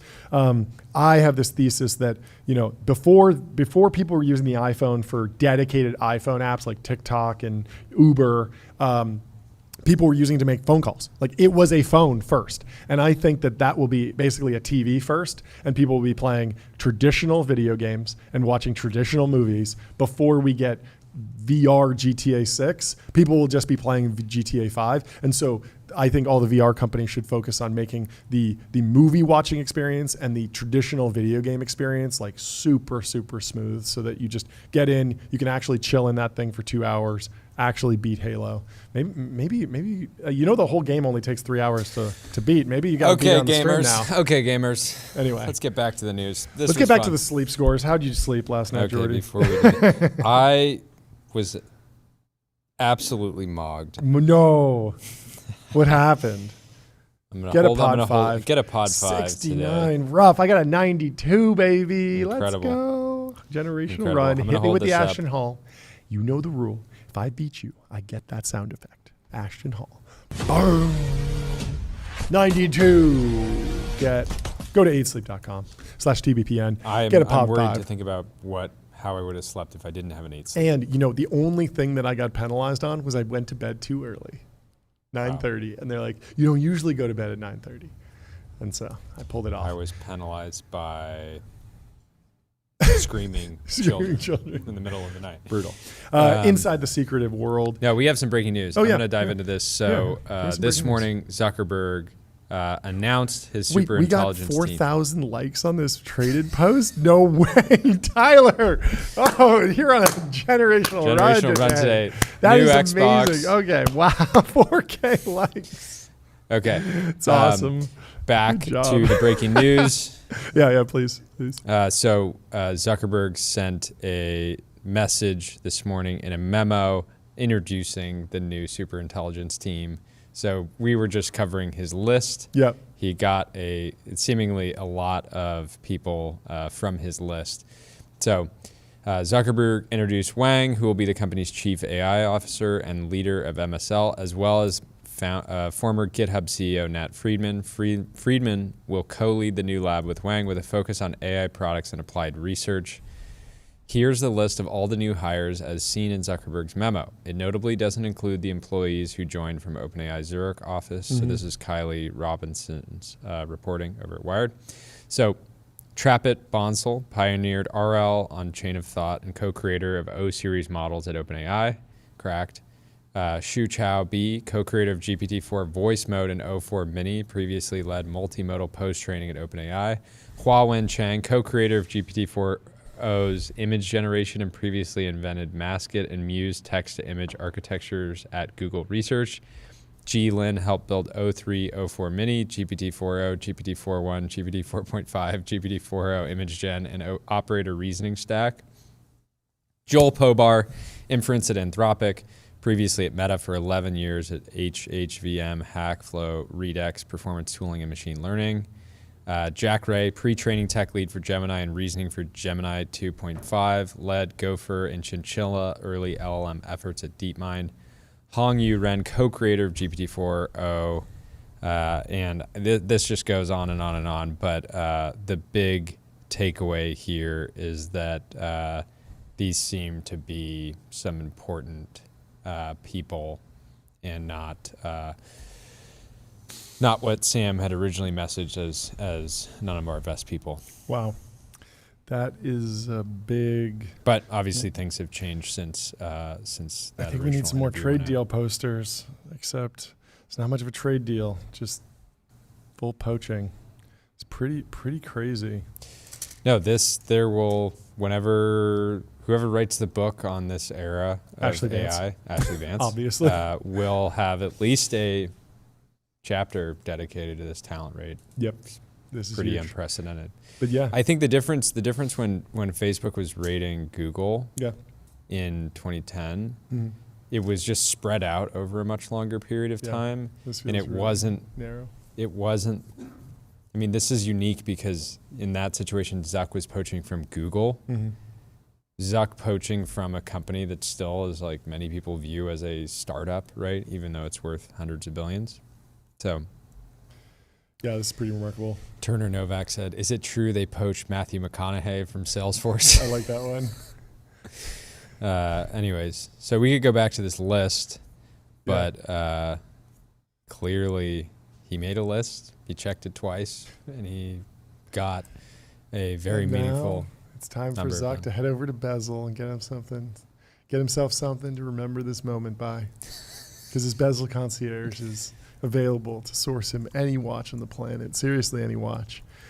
He could get a new Richard Mille. He could get a new Vacheron or a new Patek. He has a Cubitus. Maybe he needs to fill out the stable a little bit after this. Pretty remarkable. Yeah, the other thing that's interesting here, Daniel Gross is not anywhere in this memo. Oh, interesting. Who was rumored. Is the full memo listed, or is it just like they just didn't include this because it's just wired reporting and they don't realize how big of a deal DG is? I think they would have included it. Yeah, maybe like the negotiation is still like ongoing. Like it is a more complex situation because it's like a CEO leaving an active company, and so it's not like a full like free agent or acquisition or going from W2 to W2. It's a little bit more complicated than that. So fascinating. Well, the AI talent wars are the current thing, and we have been enjoying following them. It's a great time to be an AI researcher. Even better time to be a podcaster. Yeah, incredible overnight success for all these researchers. It's not like they spent 10 to getting PhDs, 15 to 20 years. Also grinding. In a field where people were like, "Oh, that will never happen." Like that, like this is crazy sci-fi. This is not like going to ever be real. Like you're doing like complex math. Cute chatbot. Yeah. Cute. Does it work? Cute picture. No way. Yeah. Cute picture that makes a morphed hand. Yeah. Oh my God. Look at that hand with 6 fingers. Yeah, you that'll idiot. never be you commercial. You bozo. Oh, you're working on image gen? Yeah. Why does that person have? Oh, Deep Dream, the thing that puts 8 dogs hands. in every picture? Oh, yeah, that'll work. Yeah, right. Yeah. Cat detector. Hot, what is it? A hot dog? Not hot dog? Yeah, now it's the most valuable technology in the world. Yeah, I'm super interested in seeing like what they build. Obviously, like it's going to be like a good model. Like we know that they're going to try and build like a big good model. And it's going to be open source. Maybe it might not be. Maybe not. There's Mark hasn't guaranteed that he'll be open source. Actually, the forever. model's really good now. We're gonna charge for it. No, but he could. I mean, like open source. Yeah, I mean, it could be closed source. It could be open source variations. It could be a chat driven product that directly competes with ChatGPT. It could be something that just lives behind the scenes. He's gonna It could be a tab. It could be a new tab. You know what? I would like to own a piece of search too. I got a bunch of DAUs. They're searching stuff all the time. I kind of like that market. I think people might want to discover products that way. I think you could build a pretty good ad product on top of that. It is interesting though. I mean, it feels like LLMs right now are so single player, and meta products are so social and communication and entertainment oriented. Yeah. Launching a consumer. And the social thing is like it's right around the corner. It's right around the corner. Already, I've done this with you where I will go and generate an O3 Pro response, let it cook for 10 minutes, have 4.0 generate some charts or graphs or images off of it, and I will just share the chat with you, and then you can trace through the whole thing as you like. Yeah. And that workflow back and forth is amazing. Ben Thompson wrote about it, how he has a research assistant who isn't at the level of him in terms of analysis, but can ask a bunch of questions, and then he can go back and see, okay, he asked this question slightly the wrong way, so he got slightly the wrong answer. Let me just continue chatting with the same interaction in GPT-4 or 4.0 and actually improve and get the answer that he wants. So it's fantastic. Are you about to hit the gong for something? Or you're just there's excited? like 20 researchers that just signed a Meta. Do it. And I'm just going to do it. Why did you throw it? We're just experimenting here. Yeah, it's funny. Dan Ratcliffe in the chat says, every researcher hire I see, I think of Jordy's tweet on companies doing NBA-style trade deals, OpenAI trading researchers with Anthropic, throwing in a couple 2026 Waterloo grads. The only thing here is it's very one way. So I called it, but I kind of didn't call it, and that Zuck's just absorbing. You know, he's not saying... Turns out in tech, everyone's in free agency. Yeah. At all times. At all times. Yes, there are no binding contracts that can keep someone at a company for 5 years. It would be very interesting if sports shifted to that model where there was no long-term contracts. And you could just mid-season be like, oh, I guess Tom Brady's going to the Eagles. I think Saquon Barkley's being traded mid-game, like at halftime. He switches teams because there's a team that paid more. Like that would be possible, I guess. Like, and that's what we're going through here. I don't know. We'll have to get Tyler to give us a breakdown of these folks on tomorrow's show. Maybe we could go through these folks and talk about some of their history, what they've actually done, who's the most legit. I wonder how important the what's that called? The Dunbar, is it Dunbar's number? No, I forget. There's a quantitative way to assess how powerful why can I Dijkstra's number? I forget. Bench press? Yes, bench press. No, basically you look at the papers that they authored, and then you look at how many citations that paper has. And so if really great researchers are citing your research, then you are a great researcher, that type of thing. It's kind of like a 6 degrees of separation, like the Kevin Bacon thing. Anyway, should we go to Apple F1? You know, it's also in the Wall Street Journal. Yeah, let's cover this journal piece. Yeah. Can Brad Pitt's F1 movie finally deliver Apple a big screen hit? It did. This is old news. Also, it's funny because the paper version says Apple is now trying to make movies people actually watch. Did you see how brutal the written headline is compared to the online one?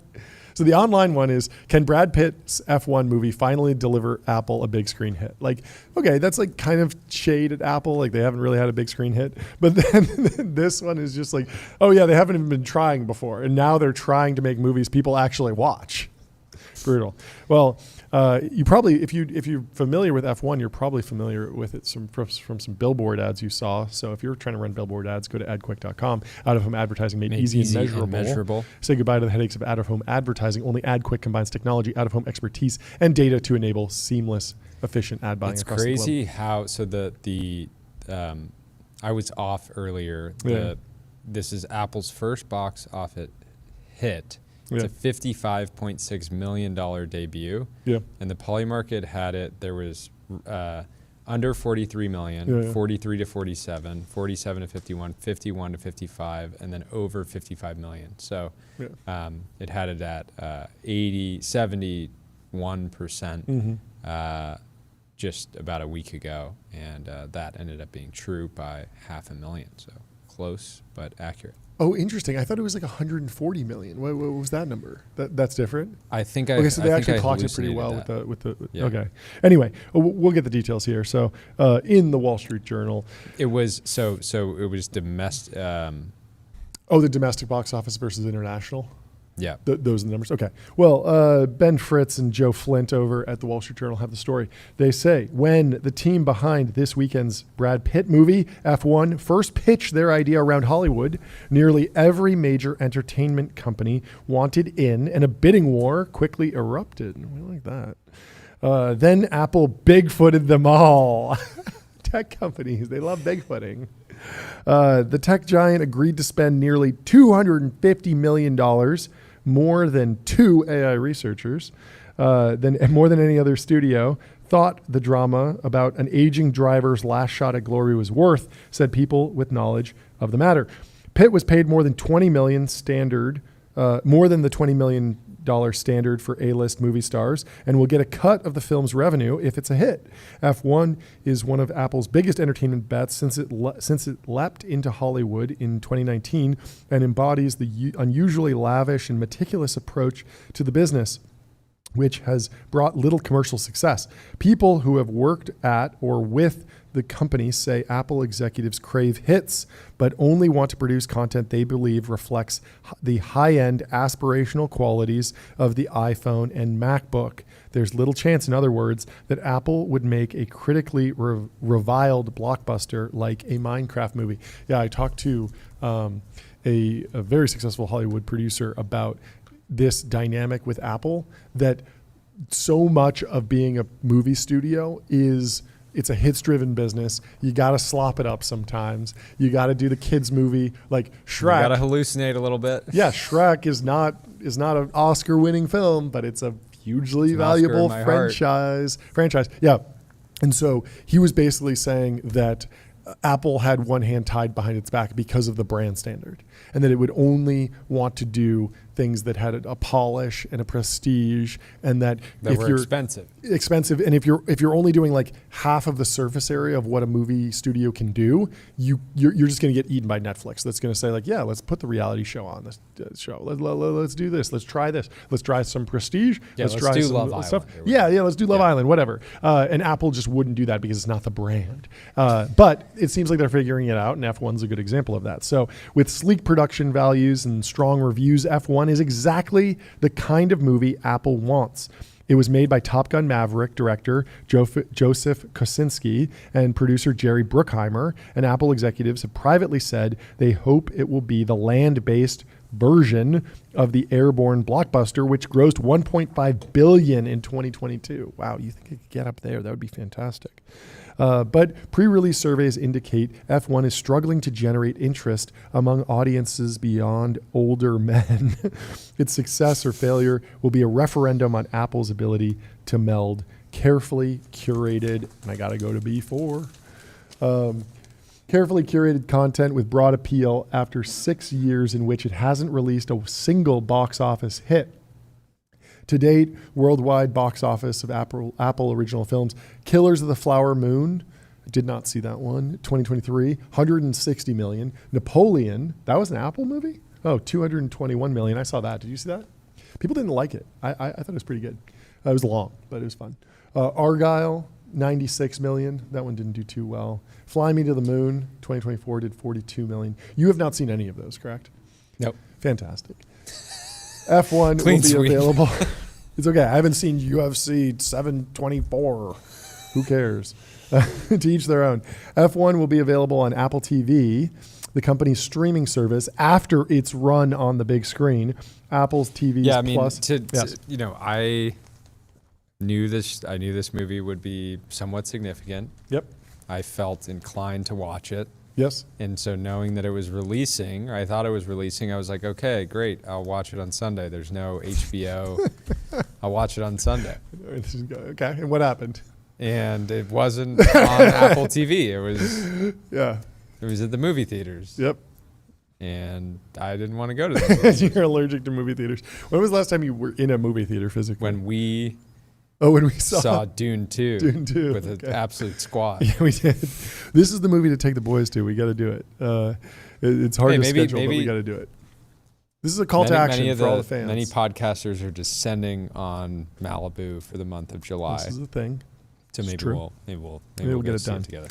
So yeah, and Ben Thompson's been beating the drum on this idea of like Taylor Swift understands windowing better than like Netflix executives. Have you seen this thing? No. So basically, like windowing is the concept that when you have a valuable media property, you should monetize it at increasing rates of cost based on time.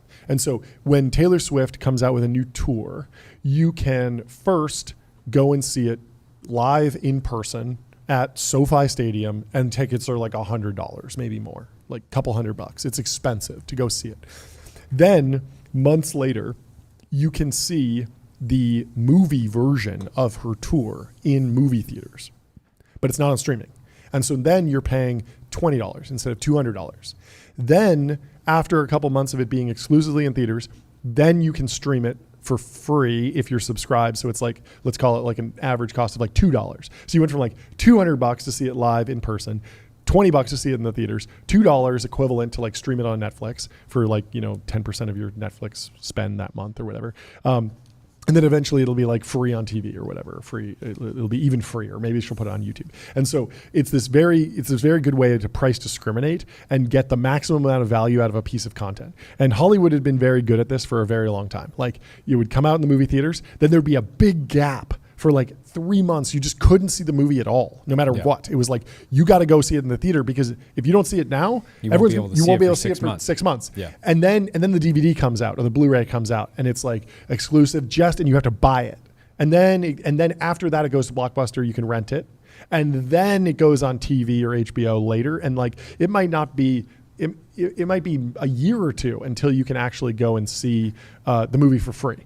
And so Hollywood was really good at that, and they were printing money. And then the streamers came and disrupted all of this, and like the binge era started, and you can just watch everything for free constantly. But Ben Thompson's point is that they kind of went too far, and they started giving away things that people would actually go see in theaters for free on streaming. And so even this, I think there's going to be a lot of people who are like, okay, it's an Apple TV Plus exclusive. Like, how long do I have to wait to just watch it at home?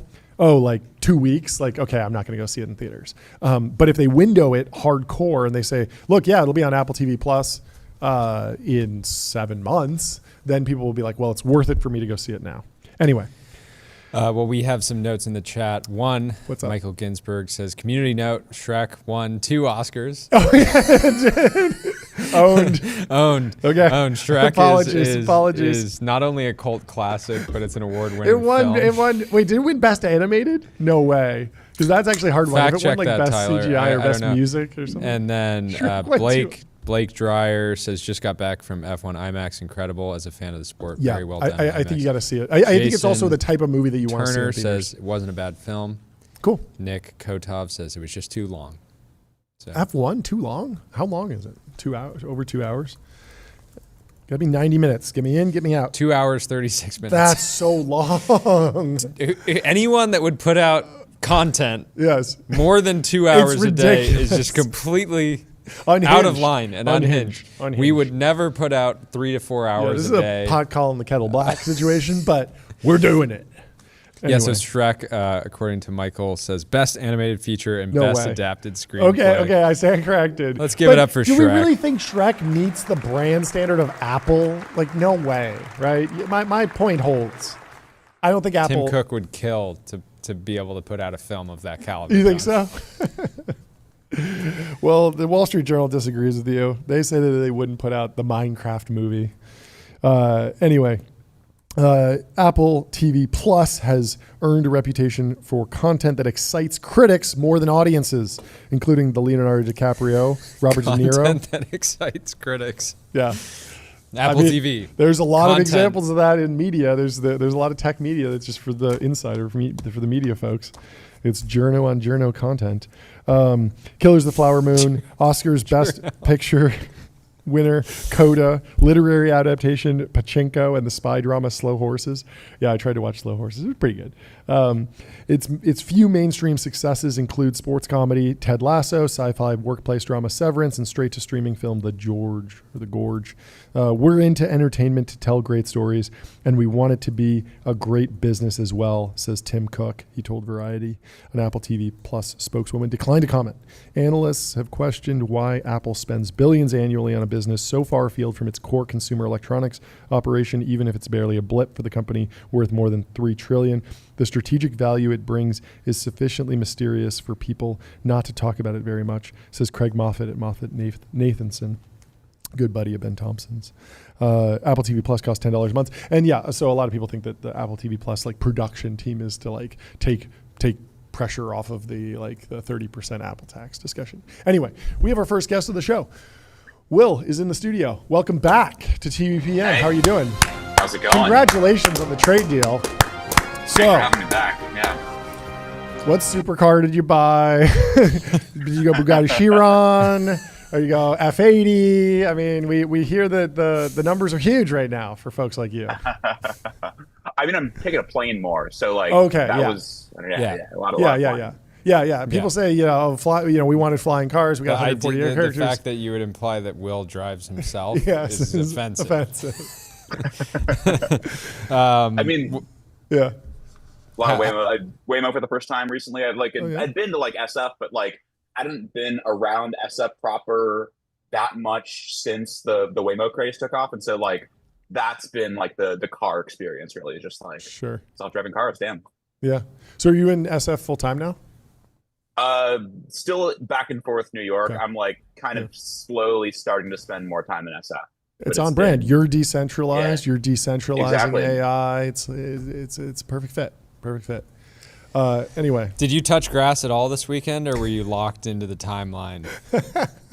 It's a lot of stuff was happening on the timeline. I'm in New York right now. I did some New York stuff on Saturday, but yeah, I mean it's been good. Lots of drama, intrigue as usual. It's a drama. The trade deals. I know I've been tuning into earlier. I know you guys have gone over all the major roster updates. But yeah, it's exciting times. OpenAI open model soon, hopefully, but not this week. Yep. Yeah. So yeah, I mean, the first place I want to start with is the actual trade deals. Do any of these people jump out to you as particularly interesting? Have they been on your radar? Have you met any of these folks? Can you give us more context on how academic are they? How product oriented are they? It feels like this is purely research, beefing up of the research team, and Meta kind of has products solved. Is that the right model to think about this? How can you characterize the shape of the team that Zuck's building? There's thousands of really great software engineers that work in AI. Yep. Sure. But what, even kind of getting a sense of like how many people was Zuck really going after? Was it 250? Was it 100? The list that came out today is, somewhere, I don't know, there's like 20 people on it, something like that. Right. Yeah. I mean, it's a great list. It's a lot of like very senior researchers who have like been through some like real product cycles who like, I think the goal is people who can bridge the gap from research to product. Because like one thing Meta has a strength of, but I think doesn't translate in like this era, is they have a lot of really good like academic researchers. Like Jan LeCun's whole org has a lot of very talented, very capable researchers who write important papers, but it's the kind of stuff that doesn't really turn into exciting products. It's like more betting 5 or 10 years out, how do we want to do things eventually, versus like going through a pre-training cycle for a Gemini or a Claude or an OpenAI model. Like that has a different set of considerations. Sure. And so this to me looks like they want like 10, 15 great people who have been through those research to product cycles in terms of the model being the product. And it seems like they probably they got Alex and then supposedly Nat or Daniel to kind of handle a little more of not the business side, but producty business stuff. Yeah, it's a management role. Yeah. Yeah, what is your take on Jan LeCun right now? How should we think about his position in the AI world? There's I see these memes of like he's a non-believer, he doesn't believe in like superintelligence and like AI God. He's a little more practical. It seems like he's been right about some things in the sense that like we're not feeling a fast takeoff right now. So I think you got to give him some credit for that. At the same time, like there's Ben Thompson's been criticizing Jan LeCun a little bit for not driving the product side of the business. It's like, it's one thing to say that, hey, we're not going to go straight shot to AGI God, but then the downstream implication of that is that if you believe that we're going to be living in like B2B SaaS world of AI implementation and productization, then like go do that and like make sure that the models work really well for business. And so I don't know, what is your take? How would you describe Jan LeCun in his history and kind of where he sits in the organization to like a layman? Sure. Yeah. So I think people over-index on thinking of Jan as the meta guy like too much. Sure. I think it's a shame that they didn't necessarily have someone in the Llama org who was as visible as him, because he was not involved with Llama at all. Like FAIR, Fundamental AI Research, is like a whole other group that they mostly write papers and do very academic work. Jan LeCun's work is very academic. And it's really like, I think on one hand, he like is right in the sense of like, we don't have the full picture yet. Like we don't have full-on AGI that can like do a human's job forever. And I think that's kind of the drum he's beating, is like there's more work to do, there's more science to do. It's not just productize the current set of techniques in terms of like the end of AI forever. But his goal is not to do the productization. Like the org he's in at Meta is really isolated from product. He's there to kind of boost the reputation of the org academically, as well as to be able to potentially advise on other stuff that's more producty. But his job is not to like go train a business model, to train a model that is going to be used by businesses. And like, I think people like that org FAIR, the friends I have who are there, like are there because they essentially wanted to be a professor, but they want tech company resources and not have to teach. And that is essentially what that org is. Does that lead to better recruiting on campus, essentially? Like you can go get researchers because Jan LeCun can come do a really powerful lecture? Maybe, but I think of it more as like the same way that Zuck did metaverse stuff. Zuck is very willing to make 10-year bets. Yeah. And so that org for Meta is not about what product are releasing next quarter. It's what are our 10-year bets. Yeah. Okay. I want to. What about? Sorry. Yeah, you can go. So Meta shares just hit an all-time high. Really? So the stock's Nice. Performing. I'm curious from your time at Morgan Stanley. Thank you for that, John. It's incredible. That is incredible. But generally up 5% over the last week. Wow. How did Wall Street generally sort of like process the like Meta AI story? Because now, obviously, at least the market seems generally excited. It may get to the point where we did with VR, where people are like, "Hey, whoa, cool it on the metaverse," you know? Well, it's funny because like you add all this up, even if the $100 million offer number is real, it's like, okay, so now we're at like $1 billion in spend. It's 5% of the metaverse hole that was burning. And it's like, you know, from a Wall Street perspective, you're like, I don't care about $1 billion. I care about $20 billion, because that was what was weighing on the stock during the metaverse build out. But this is like, AI is so much more productizable. You can make so much more money from it upfront. And it seems like, even though it's a big number, $100 million offer, it feels like the spend is maybe less. But I don't know. What do you think, Will? Right. Yeah. I mean, I think I don't know the context fully of the 100 million. I know people have all these theories, but like the scale AI numbers we do know. Yeah. And like that's a big chunk of their, like, I don't know. They don't do those every day. Yeah. But they've done a handful in the past at that scale. Like WhatsApp was 20 billion or something like that. And I mean, it's hard to read into like the charts. Like I think people are generally like expecting that Meta will take AI seriously and are kind of happy to see change. Whether that is like justified or not, I mean, we'll see. Yeah, it was interesting. Yeah, George, I think the product side is going to be interesting because like they're not a B2B SaaS company.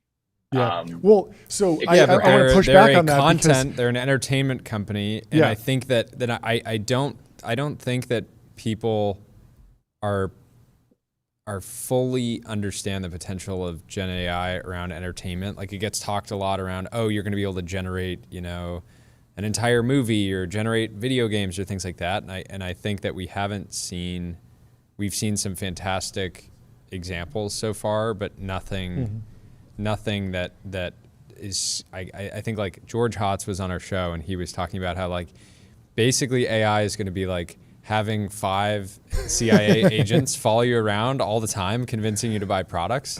And like that is like one Probably kind true. of dark bull case for dark bull case for Meta in the context of AI, because it's like, it's possible that Facebook is already the best advertising product in human history, like period, hands down. There's nothing better. And then could you make it like 2-3 times better? It's very possible. Crazy. Yeah. I want to push back on the B2B thing because yes, they don't sell B2B software, but I was thinking about it in this terms. Like if you were running a company where you only had one client and that client was Meta, and you sold them CRM and infrastructure and LLMs to improve the back office and do censorship and reality checking and looking for bad words and looking for improper posts and recommendation algorithms. Like, how much would that company be worth? And how much revenue would they be making just from that one client? And I think it's in the billions because it's just such a large organization that it's potentially like just the B2B applications of AI inside of Meta are like, it's a multi-billion-dollar like cost center or revenue driver or something like that. I don't know. I think a company at Meta scale has already rewritten all that stuff themselves for the most. Like they probably have some services that they're using, but like they rebuild their own cloud, like because they use AWS for a lot of stuff. They're not a compute company though, and in terms of like platform stuff, I feel like those companies, once you hit a certain size, you just like have so many engineers that you want everything. Like Google rewrites all their own stuff. Microsoft rewrites all their own stuff. And is there another like a tail of end of that has not been done yet that they can squeeze some more money out of? Sure. Entertainment will be interesting. So one thing that I was just reminded of, have you seen the Italian brain rot videos? Oh yeah, love them. Yeah. So like, I know people, it's like silly, it's stupid, but there is something there in terms of this like communal narrative storytelling with a level of vibrancy that we haven't seen so far. It's like Looney Tunes. But people just like come up with these where you could imagine Meta kind of eating a good chunk of the like video gen market, if they have an answer to like VO3, where that becomes part of the platform. It ties into the whole metaverse thing of like creating stories and sharing these stories with your friends. But instead of like Instagram stories, it's like, okay, what's the evolution of stories? Yeah, have you seen Higgsfield? No. Higgsfield AI, I think it's an ex-Snapchat team. Yeah. Their new image model is basically already at a point where it's creating images that are photorealistic, but in the photorealistic. It looks like Instagram photos, not like full-time influencer generated it after spending hours trying to create it, and you can't tell that it's not real. And so it feels like Meta integrating that kind of thing where it's like it'll be interesting to see how this actually plays out, because everybody will be able to be a super tasteful creator or like generate these sort of unique styles. And I'm sure at that point it'll switch. Everybody will be like, well, I only follow organic farm to table influencers.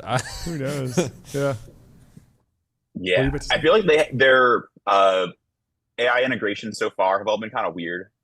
Like there's these like Instagram accounts you can chat with, and then there was the whole Meta AI homepage disaster where old people were like leaking personal info without realizing it. But Yeah. I guess Facebook's always had that. Yeah, I think they'll have to thread the needle on product in a way that they'll have to get creative, because they haven't, like, it's been a while since they had a product innovation that was homegrown that really stuck. Like, yeah, it is interesting that they haven't tried to create a Studio Ghibli moment by you're like going to I was share saying this, they an should image. just pre-render everyone's profile picture as a Ghibli, and just when you open the Instagram app, it's just like, here, we did this for you. It would be incredibly expensive from an inference cost, but then it's just like you could share it and it's just more virality around it. But I don't know.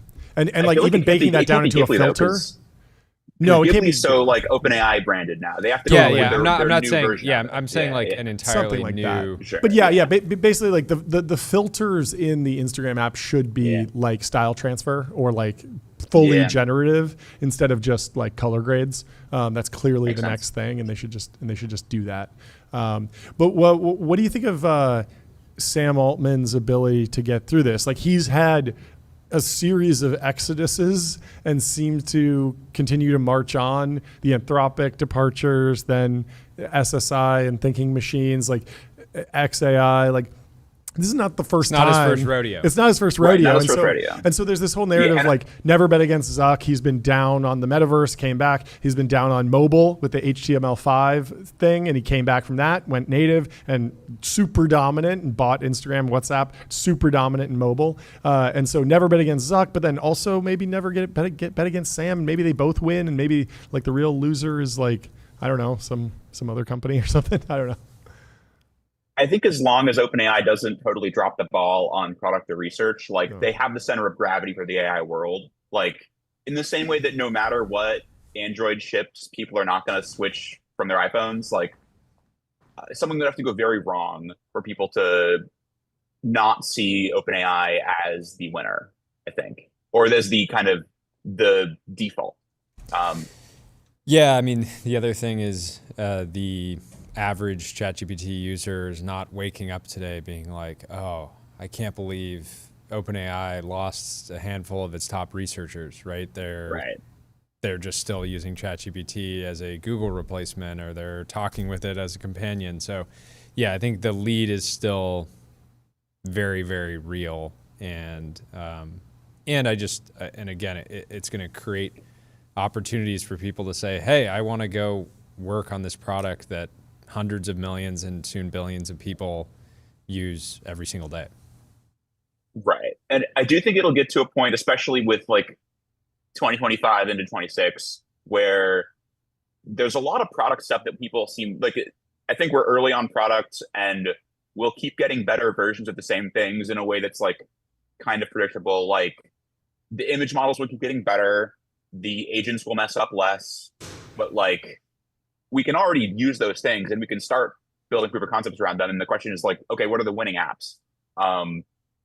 Like I imagine that like the real-time Cluely kind of thing, OpenAI is going to do their version of that at some point. Other people probably will too. Like, does that become a modality that people really want, like live overview on their screen, on their phone? Like, what's the way that people are going to be interacting with AI generally?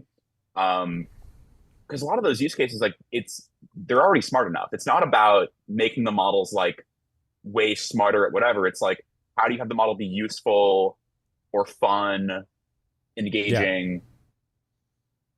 Yeah. There's a bunch of paths here, going back to the Cluely thing, where one, Roy is like right about the UX and like wins the market. And the other option is like he's right about the UX, but like doesn't win the market. And then there's like, it's just not the right form factor or whatever. But at least the first two outcomes are hilarious in that Roy Lee ushers in the new paradigm of for engaging with language models. I'm curious, is all the stuff around every B2B SaaS player descending on this sort of like single interface, like a chat interface that generates software? Was that predictable to you? Do you think that that's like part of a multi-year trend, or is that just FOMO?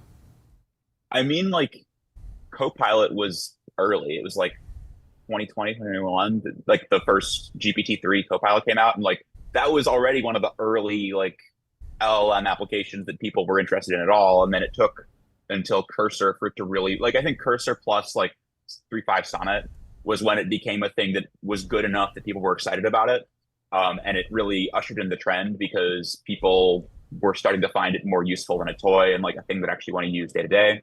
And so I think that, like that's one path is like, and then the more background agent kind of things are like starting to take off now, which I imagine like those will get reliable enough that they're like useful for cranking stuff out.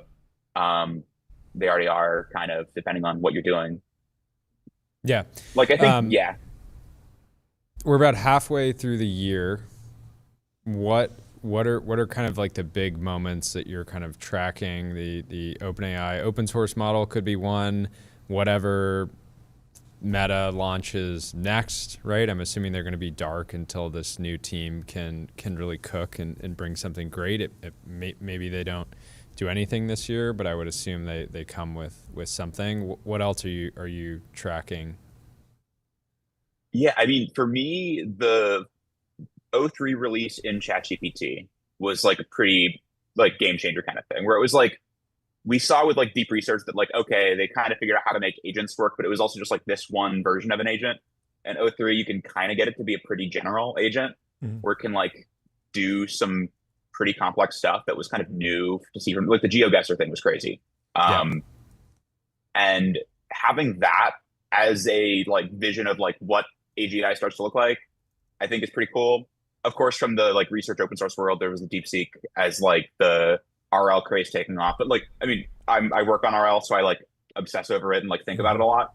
But I do think we're really starting to see these recipes, at least in the broad strokes of like, okay, here's how the LLM thing can go. We figure out what we want it to do. We give it some tools. We set up these environments. We figure out how to evaluate it. And then we can just kind of like let it go. And these things get better at doing those things via trial and error. And so like I think that is one way to kind of forecast where things are going, is just like, what are the plausible use cases that people want to use LLMs for? They want an agent to do X, Y, Z.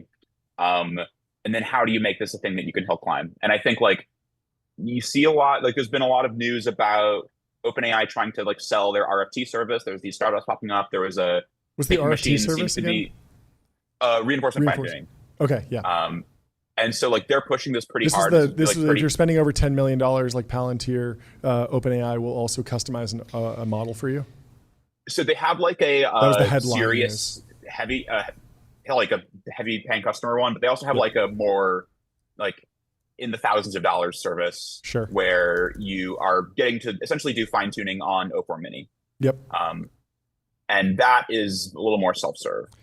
But they're also like doing consulting around that, the forward deployed thing around that. Is that an important strategy for OpenAI to kind of stay in the game against open source models like Llama? Yeah, but I think also against other like thinking machines. There was some report that this is a version of the strategy they're taking. Is like go to enterprises, talk to them about their problems, turn these problems into things where you can create really good customized agent models. And if that's one potential roadmap towards like having more like AI everywhere, is just like having services whose job is to like come in, whether or not it's fine tuning or not, just like make them into agent shaped tasks, where you can then optimize the model and have someone craft the model experience like for you.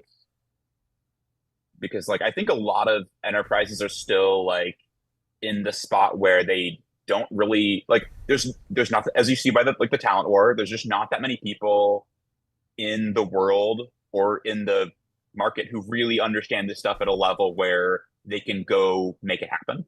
And so like the open source thing, on one hand, it's cool that you in theory can go do it, but it's also like there's not that many hands who are equipped to like go make the thing happen. Actually fine tune Llama 4 or whatever. Exactly. Yeah. We actually talked to a startup that's doing basically that, like small models for specific business use cases. Like, okay, you just have a ton of CSVs that need to be turned into JSON, and we build you an LLM that just does that or whatever.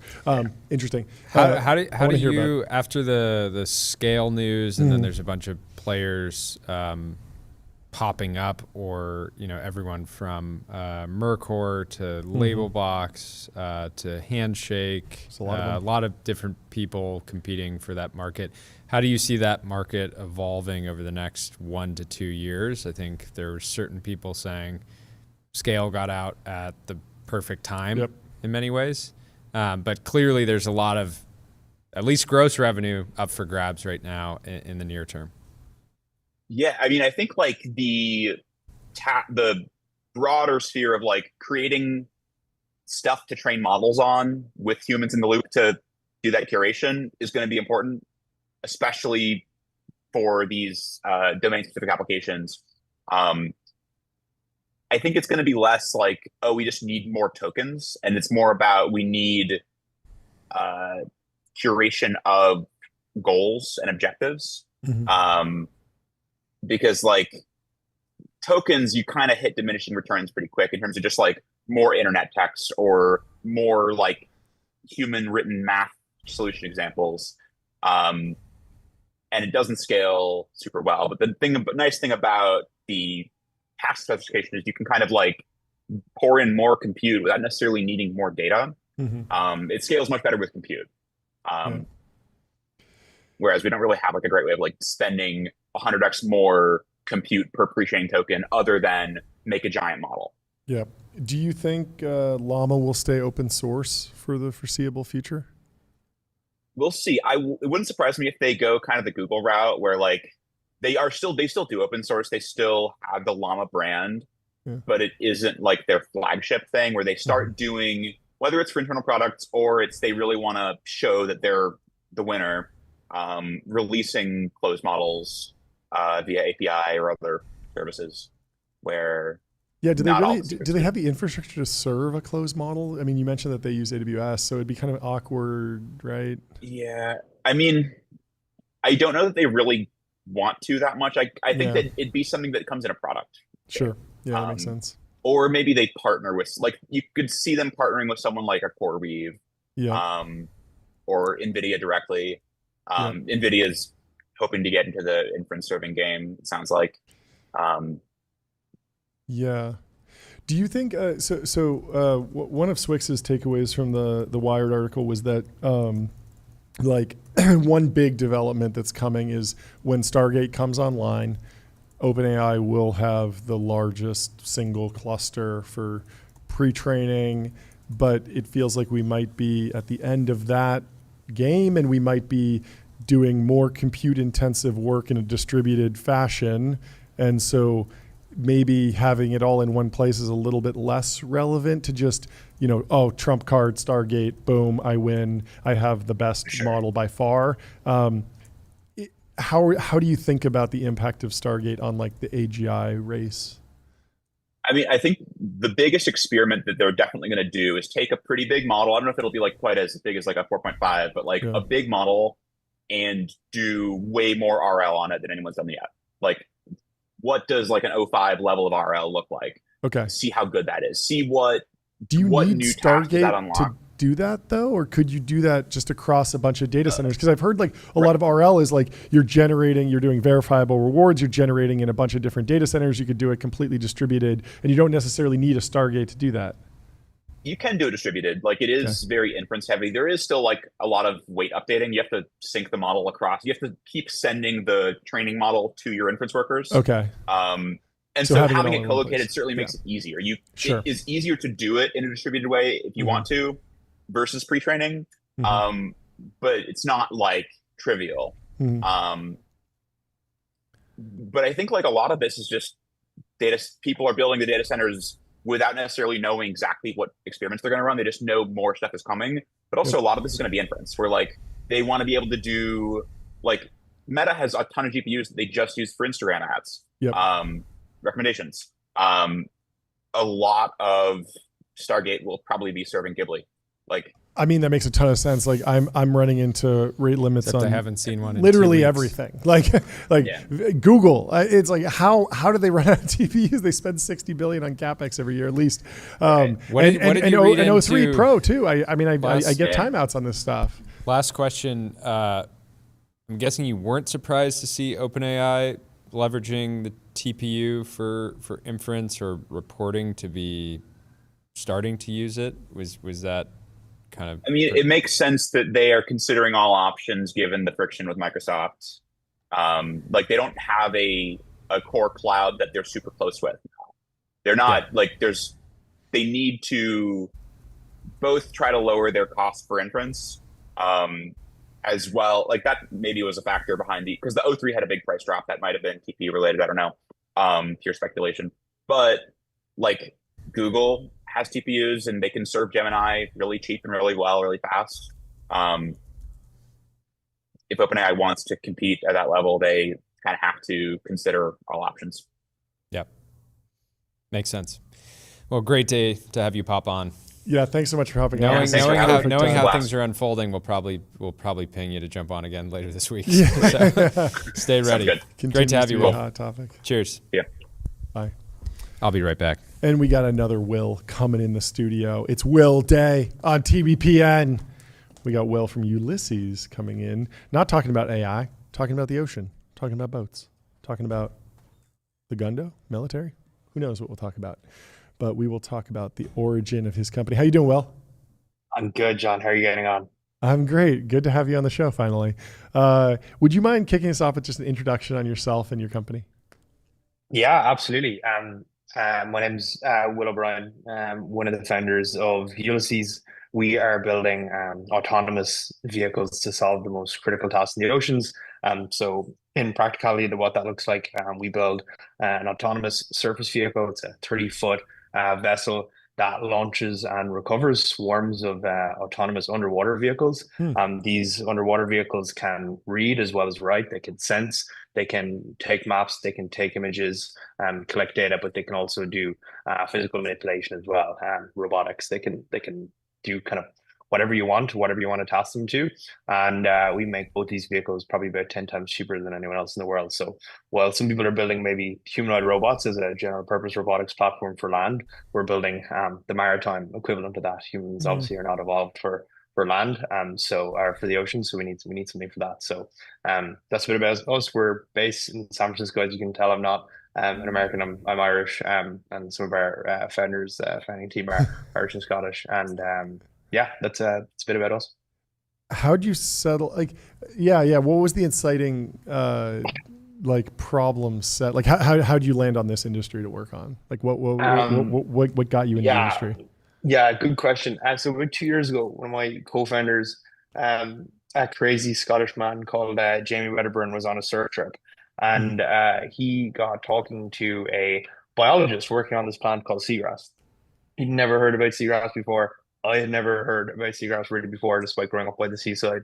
And he became captivated by it. And then he, any good autistic engineer does, he goes down a rabbit hole, learning about it and telling all his friends about it and telling us about it. Seagrass is this wonder plant in the oceans that supports 20% of the world's fish stocks. It holds about 20% of the carbon in the ocean as well. Underneath it, it's 35 times better than rainforest for removing carbon, but it wasn't in Finding Nemo, so nobody knows about it really. So we kind of discovered this, and in learning about it, he realized like it's dying off all around the world, and it's basically very time intensive and expensive to bring it back to restore it. And basically the methods people are doing to restore it are manual. They're divers going down with their hands and they're manually planting seeds, and takes a lot of time, takes a lot of money, and it's not really working. And he kind of had this insight then that like, well, we've mechanized, nearly every kind of form of large scale outdoor work on land. That really hasn't happened in the oceans yet. Like nobody's built the tractor equivalent for the oceans. And that really, like, a lot of the kind of tasks in the ocean, whether it be in this, narrow, weird, wonderful domain of seagrass restoration, or in the world of defense or in the commercial industry, if you're building infrastructure, we're still sending down tons of divers to do like manual tasks that really just like make absolutely no sense. They're dangerous, they're expensive.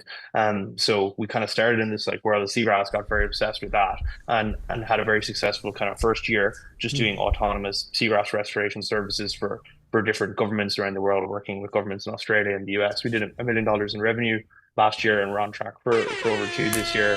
Congratulations!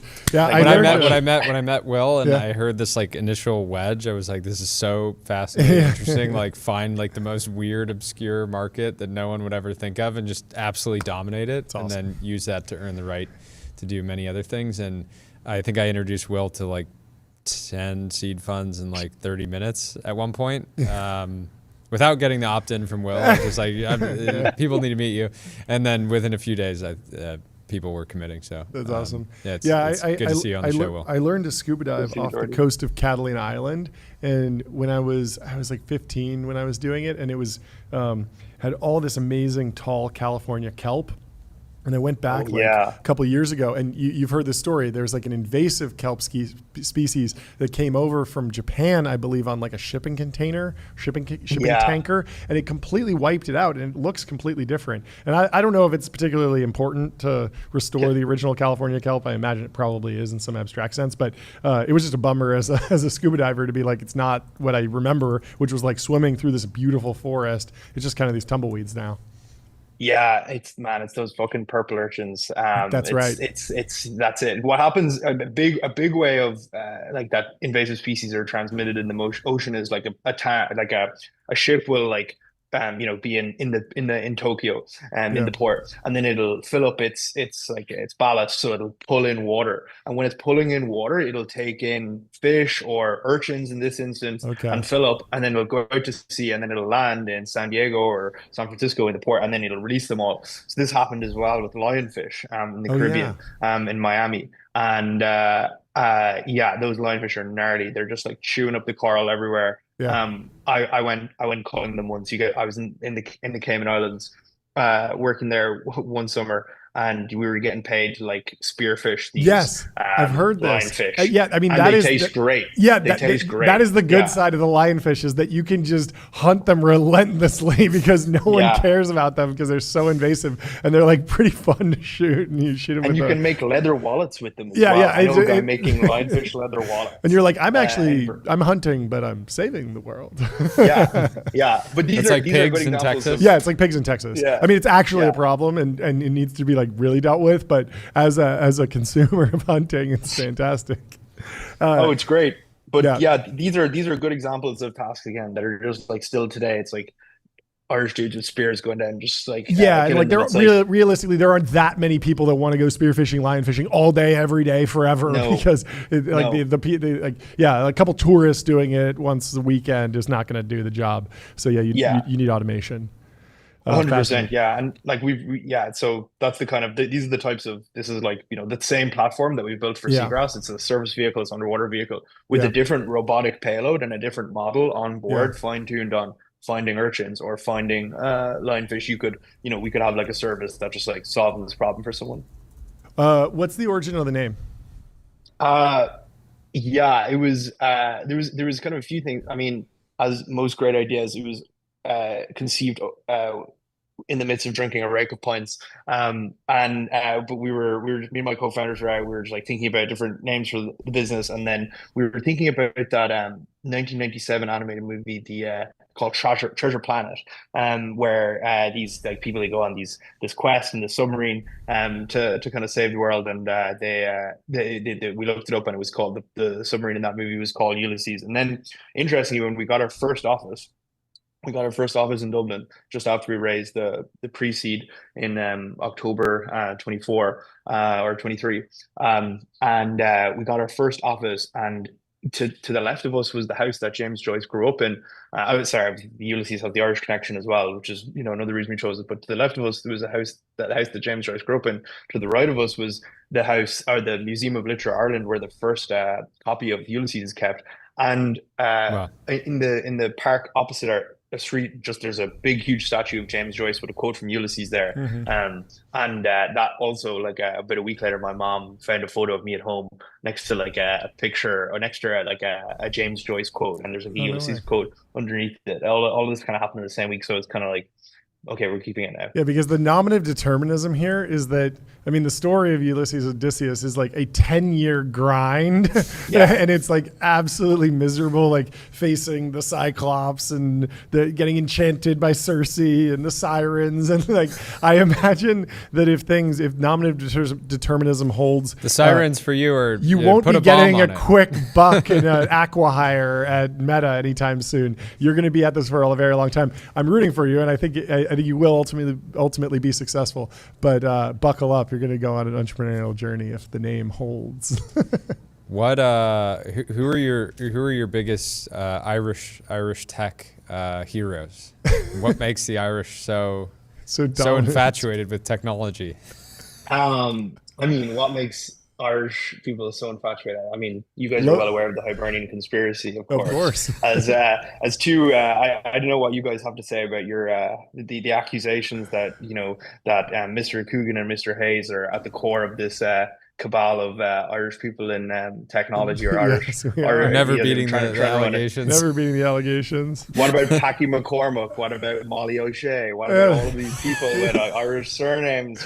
What are they doing? Why do they all suddenly have media programs? Why do they all follow each other? Why does Apple domicile all of their cash there? It's a good question. Yeah, you think it's the Rothschilds, running the money supply? It's actually the Collisons. Exactly. Satoshi Nakamoto's actually an Irish name. The O Fada on Nakamoto. So there's all these connections here.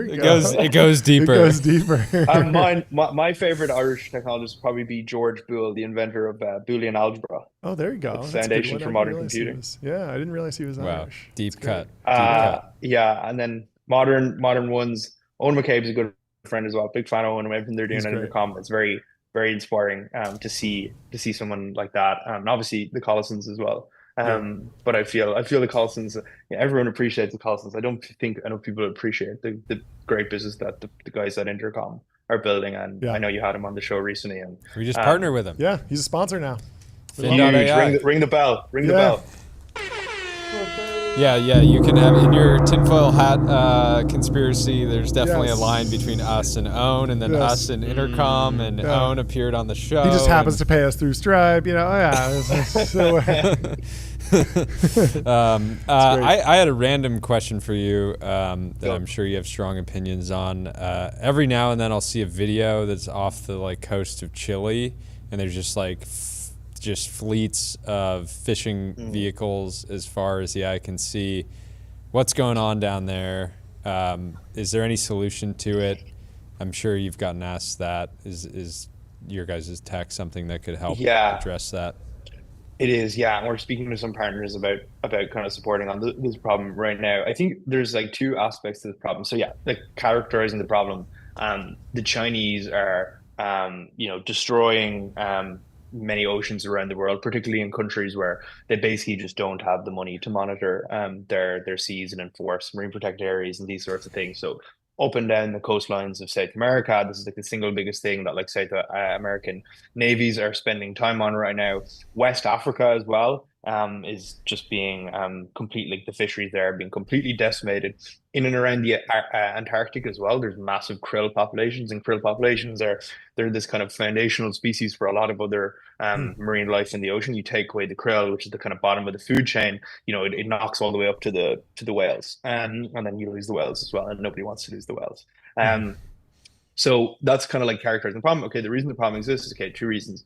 Navies that basically just can't cover enough area and get maritime domain awareness. They just can't. They don't have enough assets, and that's part of the problem. And there's a governance aspect to the problem as well, right? So, okay, how does China get away with it? Well, so the people responsible for kind of looking after law on the high seas quite often is what you'd call the flag state. So where the boat is registered, all these boats are registered Chinese. Chinese kind of knows that this is their kind of they use this as what you'd call gray warfare. It's kind of similar with the critical undersea infrastructure. It's not really officially the Chinese state, but it may as well be because they're not like prosecuting on it. So on the technical side, I suppose like the problem here is like the paradigm of maritime operations is kind of is stuck and it's broken, right? It's you could probably characterize it, we call it the heavy tech bottleneck, right? So basically any mission you want to do in the ocean kind of has like a few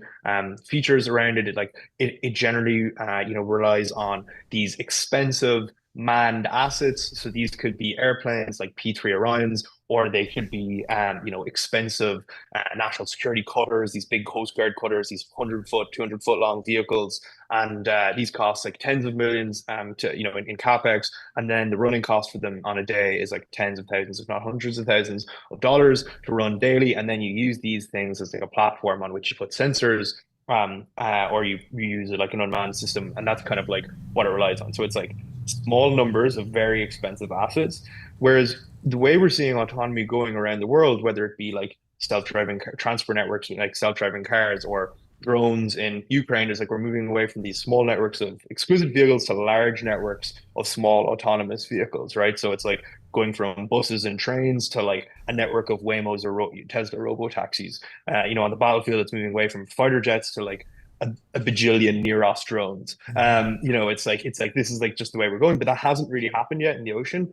And the limiting factor, we think, is that basically drones are still like crazy expensive in the ocean. Unmanned systems are crazy expensive. Even if you want to buy, the sexiest unmanned surface vehicle, you're still paying hundreds of thousands of dollars. Underwater vehicles, you're spending hundreds of thousands, if not millions of dollars. But we haven't had like a DJI yet for the ocean, right? We haven't had someone that really just like completely collapsed costs to the degree that you can buy fleets instead of single units.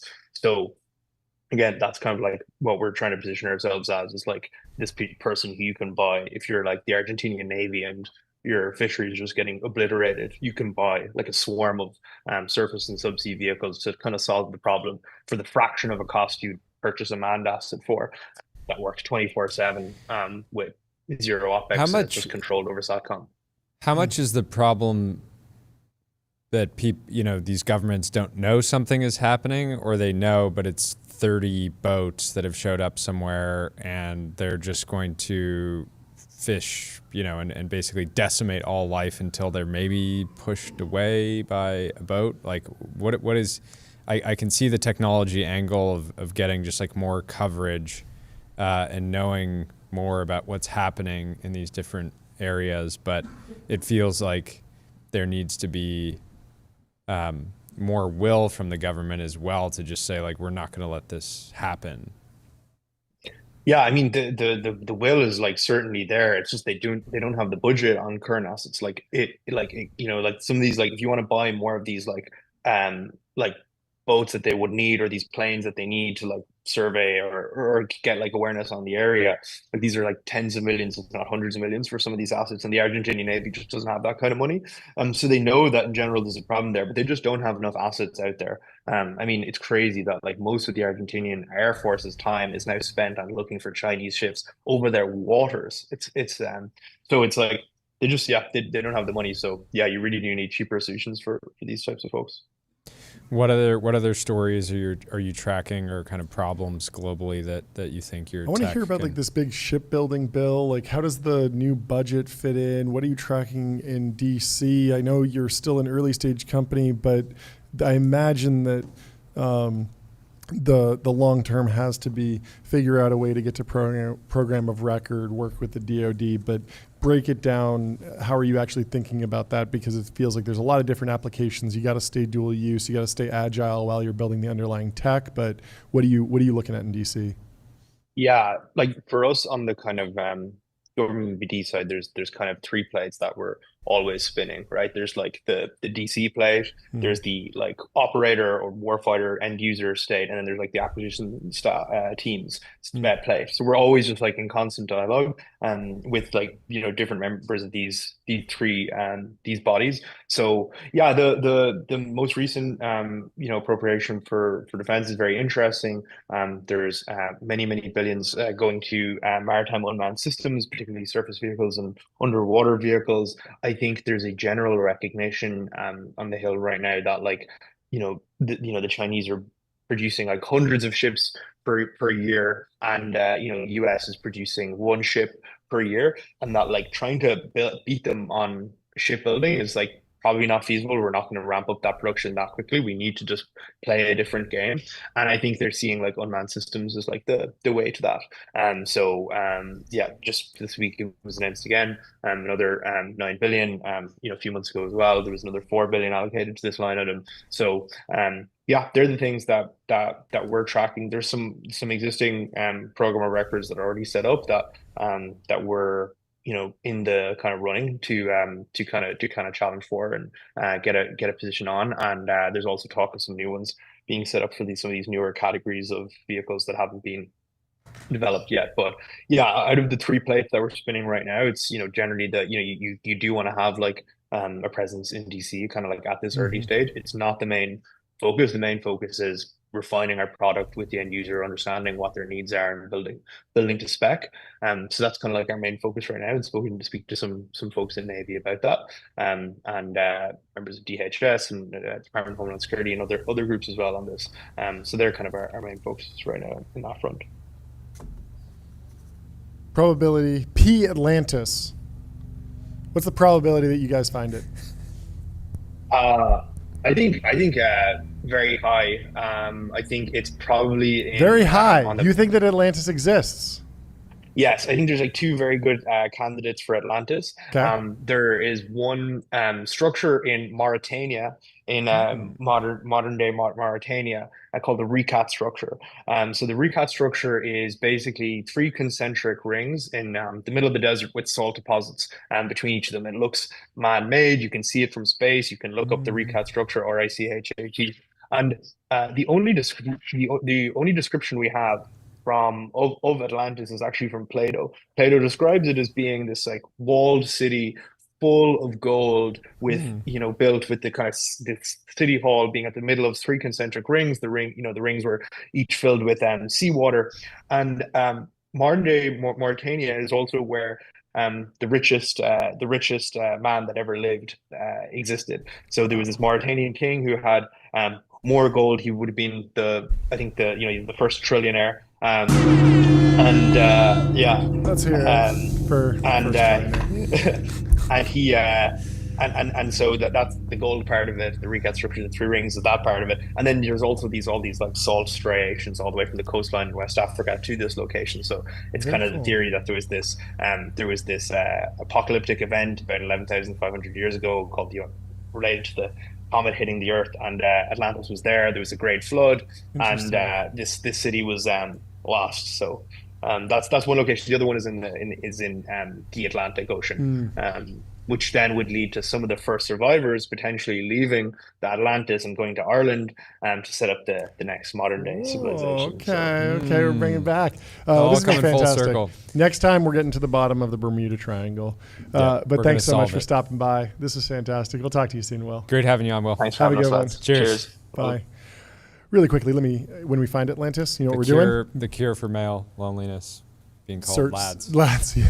What are we doing? What's the first thing we're gonna do? thing? Set up a wander. That's right. You got to find your happy place. Find your happy place. Book a wander with inspiring reviews, hotel-grade amenities, dreamy beds, top-tier cleaning, and 24/7 concierge service. And it's a vacation home, but better. A video dropping with Wander this week. We do. I cannot wait to release. And we have a new guest dropping on the stream. We are surrounded by journalists. Hold your position. We're going to bring in Kylie. Kylie did the reporting that we covered for Wired, covering the leaked memo. Very cool. So let's bring her on in. There she is. What's happening? Welcome to the stream. Hello, my first time. Thanks for having me. First of many, hopefully. How's the day going? You've been scooping up a storm? Yeah, it's been busy. Just that this morning and tweeting nonstop, and now you guys. Fantastic. Awesome. So what did your weekend look like? What's like break down like a weekend of scoops? It's pushing Signal Messenger to the max. Well, it was Pride weekend here in San Francisco, so that wasn't fun to combine. I helped a friend move, and then I got the first scoop and ran to Pride in Dolores, drank a bunch of White Claws, ran home, slept for 12 hours, and my editor, started got to scooping scoop. again. Then we're scooping again. Monday, first thing in the morning, scooping Wait, again. so what? Such is the vibe. Everything's been moving quickly. What was the first scoop, and maybe like break that down? Yeah. So I think that was Friday. I reported on a research paper that's not being released at OpenAI because it talks about the definition of AGI, and sources have said that allegedly managers were saying that the Microsoft deal and those negotiations were a reason for not releasing that paper. And it's really, really tense, as the Journal and Reuters have reported those negotiations. Then Saturday, 4 OpenAI researchers went to Meta's new lab. Sunday, Mark Chen, an executive at OpenAI, sent out a memo saying Meta's basically robbing our home. My editor published that one. And this morning, Mark Zuckerberg sent out a list of all his new hires. It's been fun. Huge. So we got to ask, who's your source? No, I'm kidding. Not you guys. You're not going on the record as you guys. Yeah. No. So I'm curious, kind of what you expect next in this saga. Do you expect? I mean, it clearly OpenAI is not seeing Zuck announced his current list and being like, okay, we're safe now. We don't have to worry. But at the same time, it's very possible that the worst is behind them. Yeah, my question, I talked to Will about this, was just like, were you surprised that the memo didn't lean more on the fact that this has happened like 3 or 4 times at OpenAI and they've gotten through it every time? Like, I would be leaning on the fact that Dario left, Elon started XAI, thinking machines exists, SSI exists. We still have 90% penetration in consumer AI. Walk down the street, ask someone what they use for AI. They're not even going to say OpenAI or ChatGPT. They're just going to say chat. And just leaning into that, hey, we are this compounding dominant force in consumer AI. This is the place that you want to stay and be, as opposed to getting, I think, a little bit more in the weeds of like the nature of the deal. It felt like an appeal, maybe not restating the missionary it was just very element. defensive. I don't know. And came across, I mean, they were clearly scared. Yeah. It seemed very focused on like the actual dynamics of like how one of these offers comes together, as opposed to just reiterating the strengths that like here you get to work on the consumer product in AI. Yeah, it was like a lot of messaging around, please talk to us if you're getting offers versus let's rally, let's all be in the let's ride. Yeah, I think it's, a big part of it came over the weekends. Like these executives are scrambling to tell staff, like, for the love of God, do not talk to anyone at Meta and sign any offers. And they're going on this like week-long break next week. So I think they were just trying to get ahead of that. Yeah. But I think that your guys' argument, that's right. I think it's just like a very emotional, high stress time. They're trying to ship 2 very large models, and Mark Zuckerberg's coming in, calling employees directly and offering millions and millions and millions of dollars. So I think like their response is emotional and defensive because it's like just so high stress. But that would have been a good tactic, and I don't doubt it's coming eventually. How solid do you think you are on the $100 million offer? That's been floated multiple times, and when we were kind of digging through the game theory of it, like in one way it benefits Sam to get that number out, because if Mark tries to poach someone for 50, they might be like, I've been hearing that everyone's getting 100. Like, come on. I thought I was one of your top guys. I thought I was near the top of your list. And then it in some ways it benefits Mark because at Meta, because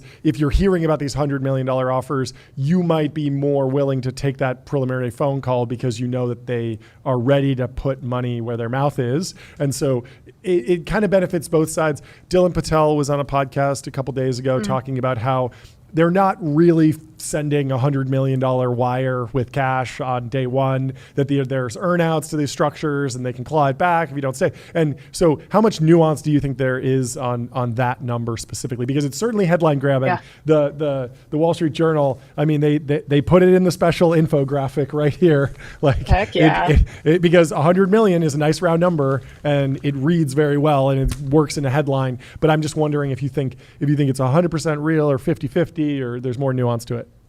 Yeah, so my take is the Wall Street Journal and the New York Times both printed that number, and they have really, really rigorous editorial standards to get get to print. So they must have seen something, some high level sources that proved to them that that number is real. I, for one, have not seen that number. And for me, I would have to see an offer letter with that number.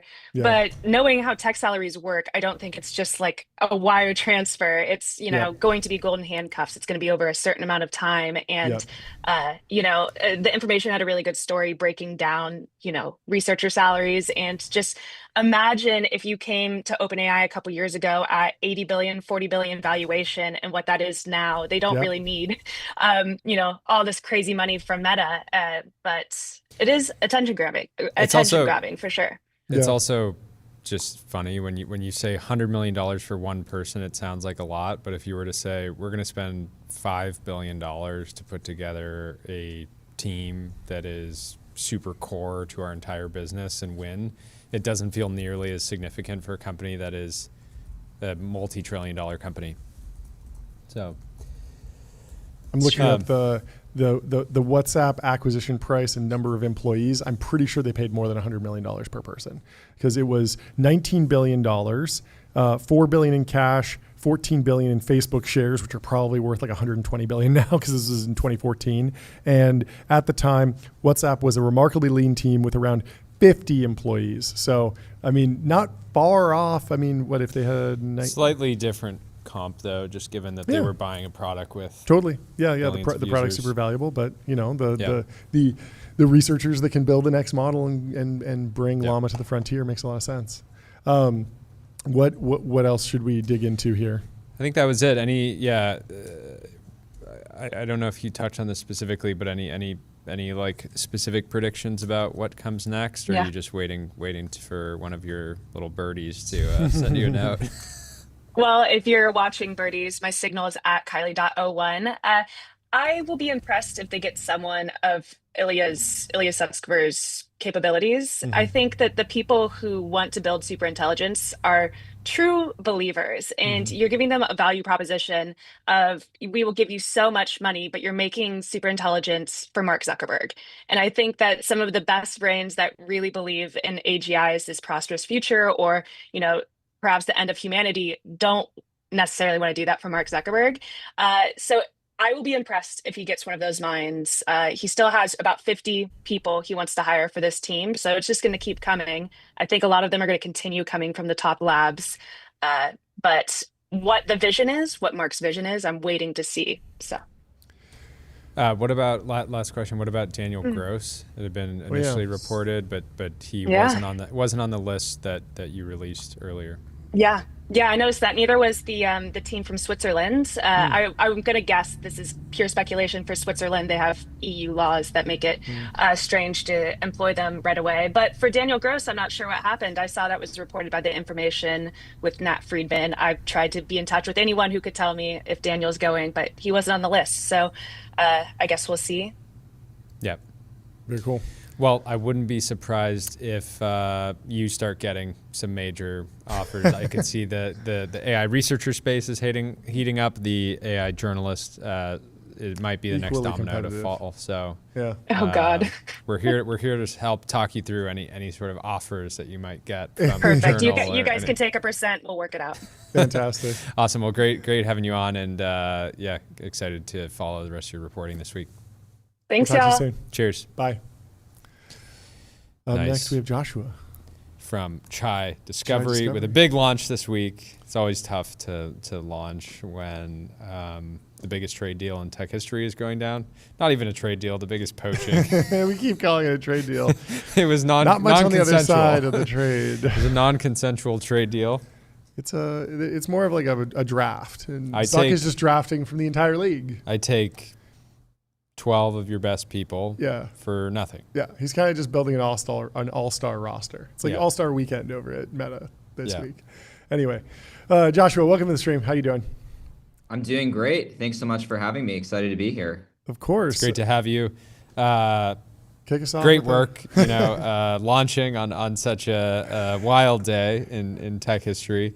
But is the timeline really getting like completely steamrolled by this story, or I don't know? Is it feels like that. Maybe I feel like there's also people on vacation and stuff. But break it down for us. What is the big news?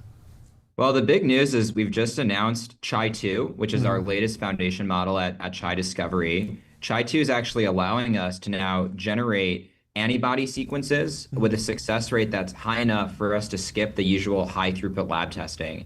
So this means that you can go take a target, put that into our model, go generate a set of potential protein sequences, and then test them in the lab. And they tend to work with extremely high hit rates. Previous methods were like 0.1% or so you'd have to screen, hundreds of thousands to potentially find something. But here the hit rates are actually upwards of 15%, approaching 20% of success. Amazing. Break down some immediate applications of that tech across maybe different types of categories. You want to ask him about making a more potent testosterone? Maybe we get to that next. Okay. Yeah, maybe that's the right spin out. TBPN incubation. We said really we would never incubate anything. Yeah. I think one thing that we're really passionate about is going after areas that are really hard to do today. So, sure. Like this allows us to do things faster and cheaper potentially, but I think what's really going to be game changing is just opening up new kinds of biology that wasn't possible before. So we've got scientists that are like, maybe working for years trying to enable a certain class of drug program. And if we can now use machine learning to jump to potential solutions, that could really kind of push up the bar of what people need to do. I think it's take a step back, like look at what happened with LLMs. Everyone has to be an AI company now to compete, right? What's that going to look like in biotech, where if you don't have access to a technology like this, and then you start to have these certain areas that are closed out to you, like what is that going to look like? So I think that's something that we are really excited to figure out. So if we benchmark it to the LLM market, do you see yourself taking more of an Anthropic path or an OpenAI path? And what I mean by that is, or do you develop the drugs? Do you wind up being the front end to this and kind of being full stack, or do you go more like B2B and you have a bunch of pharma companies or traditional biotech companies that are buying a product or service from you? Yeah, it's a great question.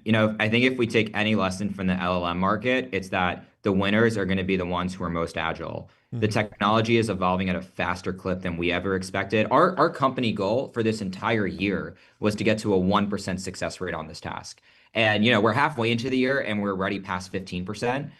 When you have progress like that, it is really hard to predict like how the market is going to evolve. And that's why I think just like being flexible, making sure that we have the best technology, making sure that we have the best way to use that technology as well. It's not just throwing a model over the wall and you get a drug. We really have to make the models work well for the specific applications where they're most important. And we also have to make them much easier to use. We have to get them into the right people's hands. There's a lot of scientists that if we can bring their creativity and ingenuity together with these new models, that's where the magic's going to happen. What's the state of the art in like the actual impact of antibodies? Like the last time I heard antibodies in the news was when Joe Rogan was taking monoclonal antibodies for COVID infection. Yeah. And that was one of those weird things where it felt like a very modern... Totally not controversial. Yeah, it felt like a very modern piece of science, and the narrative around him was that he was not adopting the modern science, but he was kind of on the cutting edge of that fork of the tech tree. And so are monoclonal antibodies like the latest and greatest, or are there other applications that are particularly interesting or just driving value, even if they're are indeed like the traditional way? Yeah, so about half of drug approvals these days are actually biologics, protein drugs, so antibodies. Monoclonal antibodies are actually just one type. That's closer to what we've been exploring in this paper, but I actually think what's going to happen is that people have now started to push beyond that. They're basic, like bispecifics are all the rage right now. That's basically, you can think of it as two antibodies that are kind of stuck together. So you can actually go after multiple targets at the same time, or you can actually get like a more potent behavior for single target. It's kind of just like two things in one. So if we can make, if we can make each one of those chains like easier to design, then, bringing them together is going to be even easier as well. So I think it just like raises the bar for the kinds of therapies that you have to work on, because it becomes easier to make those drugs. So that's what monoclonal antibodies are. They were really important in COVID, right? They can neutralize viruses. The way that people found them during COVID was actually went to patients who had COVID. They just like, you would go and just like take someone's blood, for example, and try to find antibodies that are in there and then try to develop that into a therapy. But now we can just make it on the computer in 24 hours and then go test it in the lab and have some results in a few weeks. So there's a lot more work to do to make sure that these molecules will actually work in the clinic and will work well in patients. we have early signs that they have drug-like properties, which is really nice to see. But we've got a lot of work ahead of us in order to really bring that to production, if you will. There's still some more engineering that you might want to do on the molecules that are coming out of the platform today. Yeah, what is your sci-fi vision for the state of drug development 50 years from now, and how would the FDA have to adapt regulations to enable that? Because I can imagine my vision is like you come into some type of doctor clinic setting, you have some set of conditions, and they're just sort of like auto-generating drugs on the fly specifically to your current conditions, but that obviously wouldn't work in the current paradigm. Yeah, I mean, that would be the dream. The North Star that we have for this space is something that we think of as like zero-shot drug candidates. Right now, we have these zero-shot proteins, right? So we specify a target, we get some protein that binds it. But the fact that this is possible makes us believe that someday we'll be able to actually just like have the models think about all the other properties that we need for a drug. And it's possible that the first sequences that come out of the model will actually be good enough to eventually move into patients. And yeah, if you can do that, then maybe the next stretch is like, can we actually do hyper-personalized medicine, right? Maybe there's something where we take some sample from a patient, we figure out what exact target we need to go after, then we go and generate the drug. I mean, there's multiple leaps that need to happen, but I can't predict what's going to happen 50 years from now. Like, honestly, I failed in predicting what's going to happen in 6 months. I thought this was thought you were going to be at 1%. Do you use AlphaFold, or is it just a separate tech that is kind of complementary but not in your direct supply chain? Yeah, the foundation models are built in-house here, so we don't use AlphaFold. We actually can't use AlphaFold. The latest one isn't available to companies, so we built our own. We have a state-of-the-art model for predicting protein structure and its interactions with molecules. We actually open source that. So we started the company a little over a year ago, and then 6 months in, that was the first thing we did, because you really need like an atomic level microscope if you're going to design drugs. That was our thesis when we got started. But we realized that that kind of level of the technology we thought would get out there anyway. So we open source that. It's being used in most of the major pharmaceuticals today. I think the community has gotten a lot of engagement around that. But now the models are becoming even more complicated. So that's why we're starting to invest in not just the model layer, but how we actually make those models useful.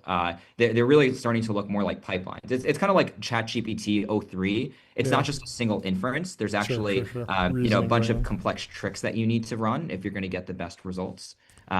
So that's kind of how we're thinking about it right now. Very cool. Well, congrats on the launch. We'll have to have you back soon. This is fantastic. Yeah, with the rate that you guys are moving, I'm sure you'll be back on in a couple weeks. So congrats to you and the whole team. We'll talk to you soon. Really appreciate it. Cheers. Have a good one. Bye, guys.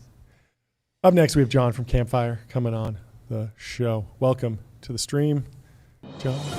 How are you doing? I miss this. You haven't been hitting the soundboard enough. I love it. Boom. Welcome to the stream. How you doing, John? Can you hear us? Yes, I can. Thank you so much for having me on today. Fantastic. Do you want to kick it off with an introduction on yourself and the company? Absolutely. I'm the founder, CEO at Campfire. We're based in San Francisco, and I was a finance exec for about 15 years and just lived the pain. Thank you. Software. Don't get the unsung heroes. The unsung heroes. Never featured in the all hands, but we're working on changing that here. And lived in spreadsheets my whole life and just helping. I don't think they're going anywhere anytime soon, but helping folks take all the transactional accounting, all the financial reporting, and get it into software. And so Campfire is the modern ERP for high growth companies to just help them move to an AI powered platform. And so that's what we do. How young were you when you realized you wanted to build the modern ERP?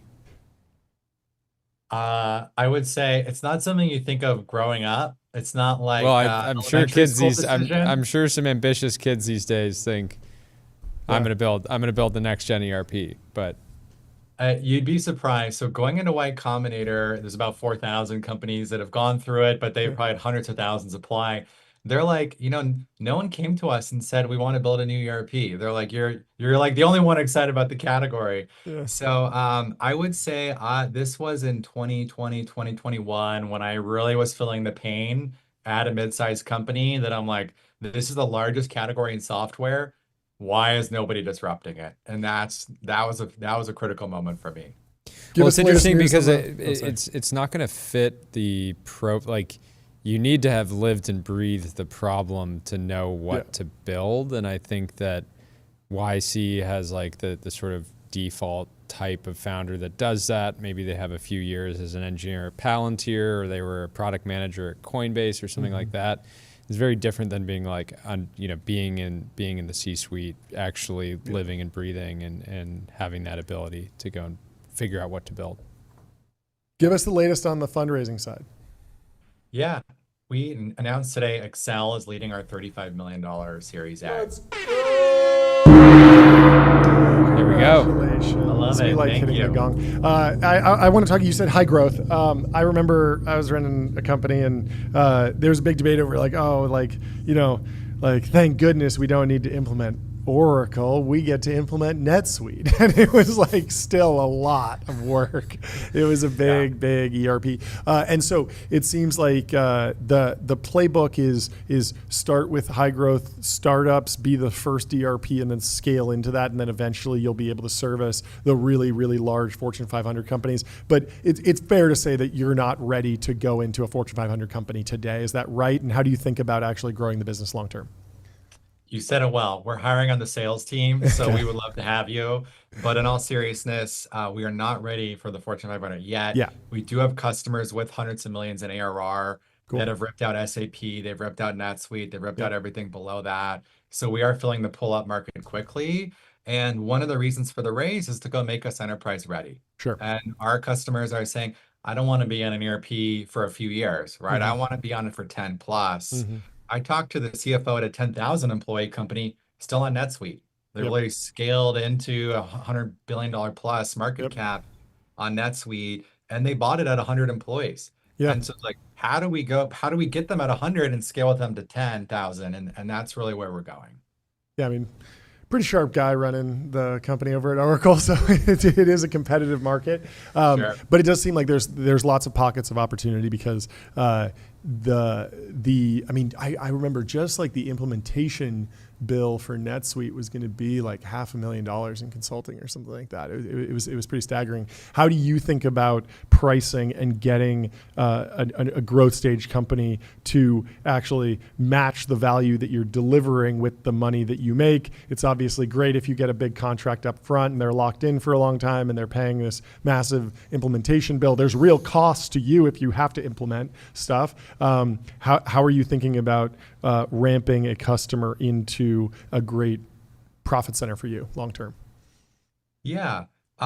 First off, like we've rethought the whole implementation process for the reasons you've stated. Like you tell your accounting team, we bought an ERP, like everyone's ready to quit. Nobody wants to go through a 1-year implementation.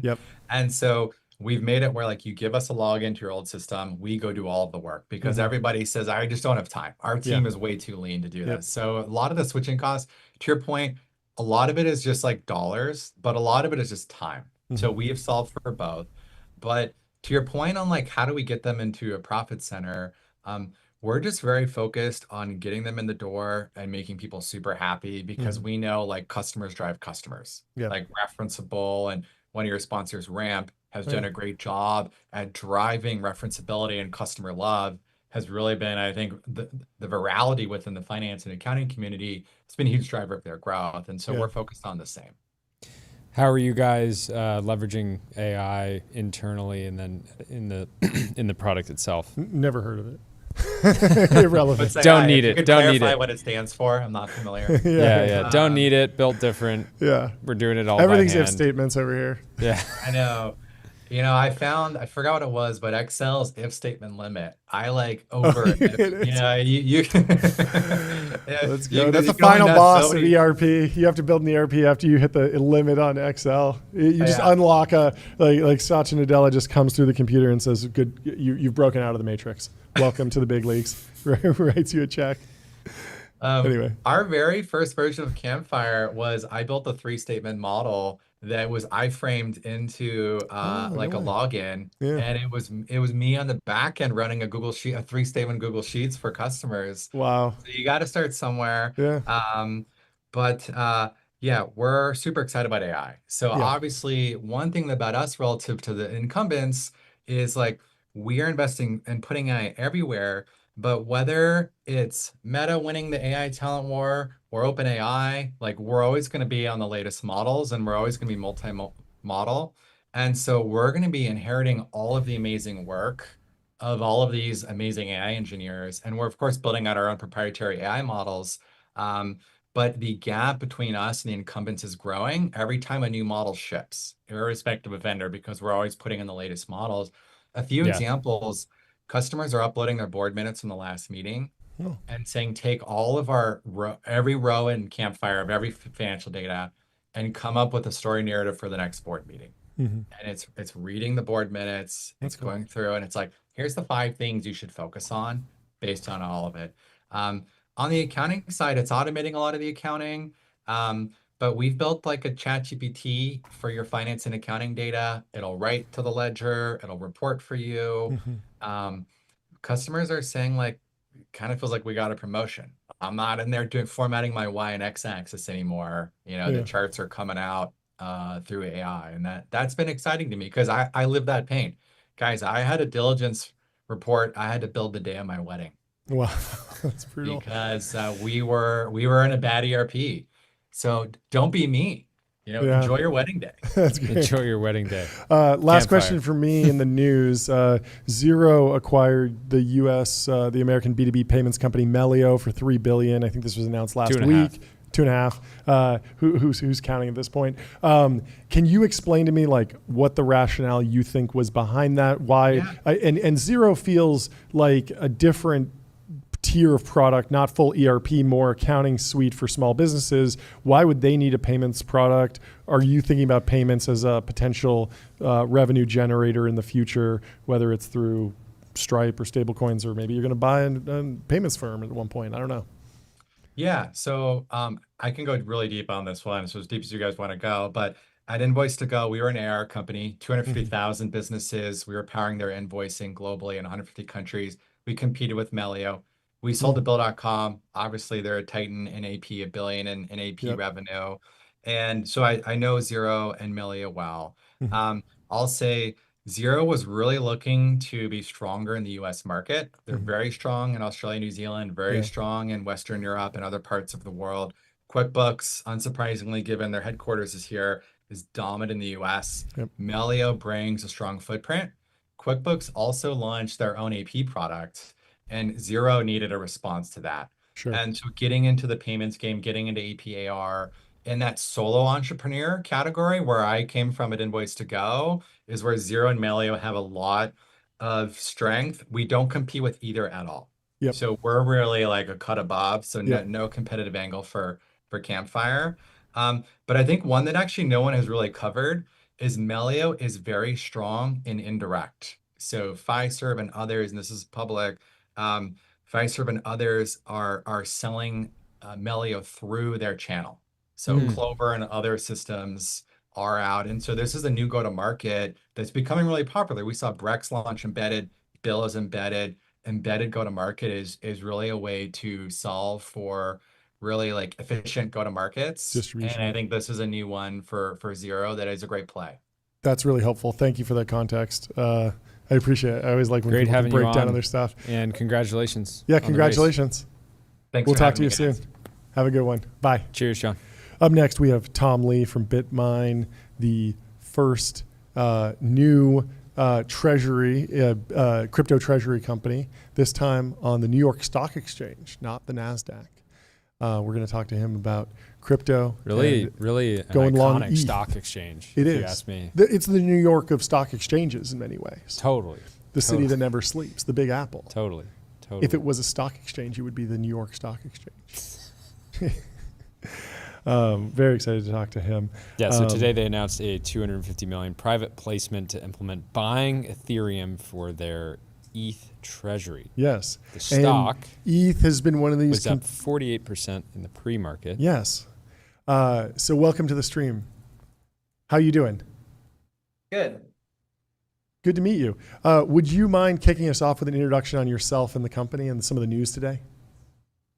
Glad to. My name is Tom Lee. I'm the founder of Fundstrat, which is a research firm, and many of those might know me from that role where periodically appear on CNBC and talk about markets. Mhm. I'm also the chief investment officer of Fundstrat Capital, which is the asset manager, and we have an ETF called Granny Shots.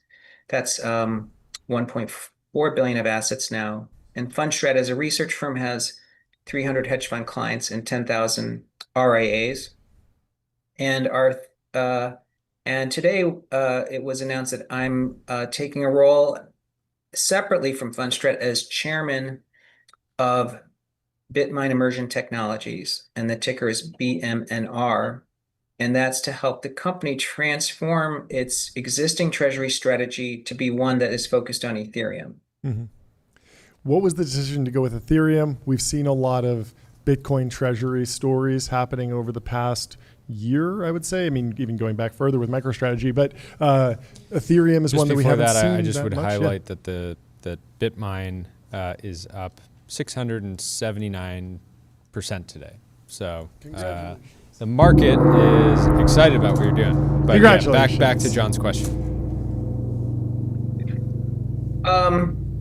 Well, to me, one of the things that caught my eye is that stablecoins are the ChatGPT of fintech right now, because it's seen rapid adoption by consumers, merchants, and banks, and now Visa and credit card providers. It's because it really does have a log function benefit over traditional dollars or over, the credit card system. And it's $250 billion today. Treasury Secretary Bessent estimated or said it's reasonable it could go to 2 trillion. That's a 10x market, addressable market change, which means it's an exponential opportunity. Stablecoins have to transact on a layer 1 blockchain, and the blockchain that is considered the biggest and the most secure and the most commonly used for stablecoins is Ethereum. So we saw an opportunity to say, listen, let's think about more tokenization. The ChatGPT stablecoins is the ChatGPT, but it's opening doors to other ways to tokenize assets. And so we thought it would make sense to do a treasury strategy around Ethereum. And it plays a role that the bigger we become, the more important we are to the Ethereum ecosystem. So I think we're actually playing a role in stabilizing Ethereum, because we essentially act as a staking entity. Mm-hmm. And if we sort of think forward a few years, sorry if I'm rambling. No, it's interesting. Goldman and JP Morgan, as they get into the stablecoin business, and Walmart and Amazon, they're going to realize that they need to really secure the layer 1 that they're operating on. Mm-hmm. So they want it to be a big blockchain, a lot of validators. Ethereum is the biggest. And then the opportunity is that we're kind of like the plumbing of what banks will look like in the future, mm-hmm. because they'll be staking Ethereum on their balance sheet or crypto in order to fund and operate their stablecoin. Can you talk about the differences between the New York Stock Exchange and the NASDAQ, and what it means to be listed on one or the other? Yes. If you look at our press release, what we announced and we put prominently in the headlines was New York Stock Exchange listed. Mm-hmm. And we listed all of our partners. The reason for that is that most people know me as a traditional finance world person that also is trafficking in crypto. We've written about Bitcoin for 8 years. We first recommended it when it was under 1,000 to our clients, but it's been a slow road. This project, the BitMine Immersion's treasury strategy, is really a convergence between traditional finance and crypto, right? That's where stablecoins are intersecting. And the partners we brought on, Founders Fund, Pantera, Kraken, Falcon X, Galaxy Digital, are companies that are really straddling the crossover world. And we want it to be on a prestigious exchange. Most of these treasury strategies are trading on the NASDAQ CM, which is like a sort of the junior league of NASDAQ. We want it to be on something prestigious, because we want our traditional clients to come in and say, look, Tom, if we're going to be interested in this treasury and learning about why this might be a new bank model, we don't want to be buying stocks that are on a bulletin board. So it was really important to be on a prestigious exchange like the New York Stock Exchange. So I think that that's a real, one of the advantages of BitMine Immersion is that they invested the time to be uplisted and so that they are on the New York Stock Exchange. What is liquidity like different on the stock exchange versus like, I mean, as someone who's like younger and more, I guess, internet native, like the idea of needing to buy a stock on a stock exchange is a little bit foreign compared to just like self-custodying crypto directly. And then you have access to buy the major cryptocurrencies on pretty much any app in the app store these days. Like it feels very accessible, and yet in the past we've seen the ETF as a catalyst for price movements in the major L1s. So talk to me about like what's actually going on in the market and characterize some of the different buyers and market participants and why they choose one way to get exposure over another. Yes. Yeah, and so let's say I'll take it in two parts. The first is like in terms of a product to buy, a New York Stock Exchange listed stock, which is what BMNR is, has market makers. It's almost like you have like this invisible hand protecting price, and the exchange will halt the stock if it feels one-sided. That's really important because it protects investors. And these treasury strategies need to get institutional investors to sort of back this and become essentially create a two-way market, so people can combine and sell these with real little price erosion. Now, the second part though is someone say, well, Tom, why don't I just buy Ethereum ETF, or I'll just buy layer one? And I think the Ethereum treasury strategy. Now, there's another one, which is SharpLink, which was led by Joe Lubin and Consensus, and that ticker's SBET.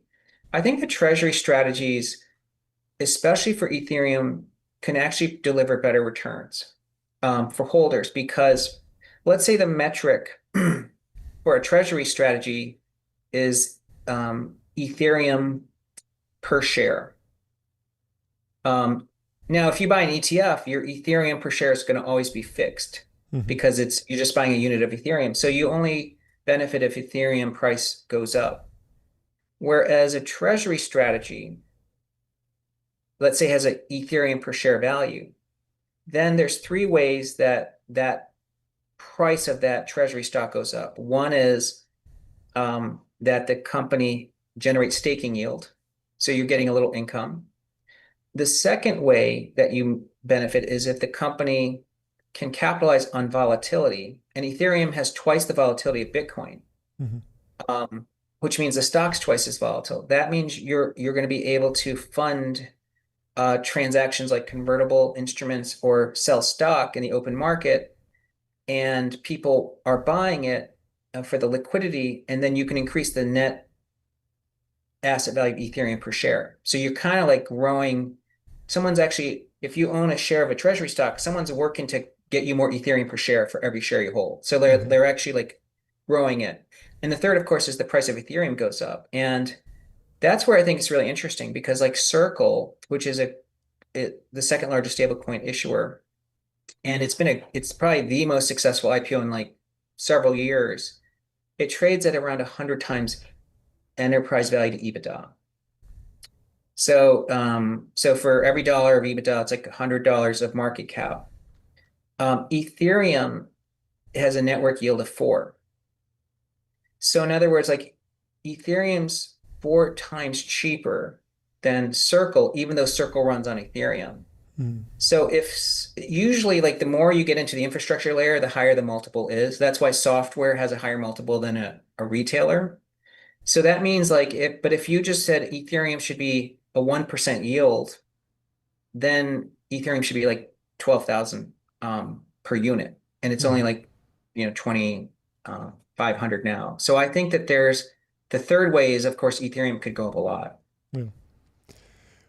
What do you see as kind of the important milestones in Ethereum over the next few years? We went through kind of the NFT boom. We're now in the stablecoin era. People have been still talking about store value. They're also starting to talk more about prediction markets. What is interesting to you about maybe crypto broadly over the next few years? Yeah, glad to. Well, I'd say the story arcs that we see is one, the regulatory landscape has become very friendly for crypto. Huge deal. The second is that institutional fiat money, traditional, is getting into crypto. 95% of institutions don't own crypto. So that's a huge addressable market. But then there's technological innovation, as you're pointing out, and there's a lot of great projects because of that. So Bitcoin, it's still our favorite layer one. And so, but that to us is digital gold. It's really the best way to measure trust. And if it ever traded at the value of gold's above ground value, it's over $1 million. So we still see a lot of upside. Ethereum, the unique feature is the smart contract. And we know that the majority of real world assets, tokenized things, including tokenized dollars and tokenized real estate and equities, etc., they're actually being minted on the Ethereum or created on the Ethereum blockchain.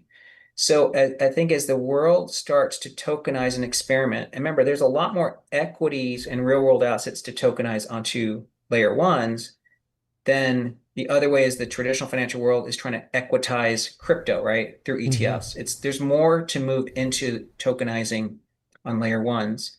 And the third, of course, is things like solving some of the risks of AI, the whole idea of a decentralized blockchain. I mean, look, let's face it, there is a non-insignificant risk that AI is going to be malevolent. Like there'll be a catastrophe because every innovation has always led to a catastrophe in the short term. Like consumer credit was a technical innovation on for consumer access to money, and nearly every country that rolled out a credit card, whether it was Asia or Latin America, has had a credit crisis.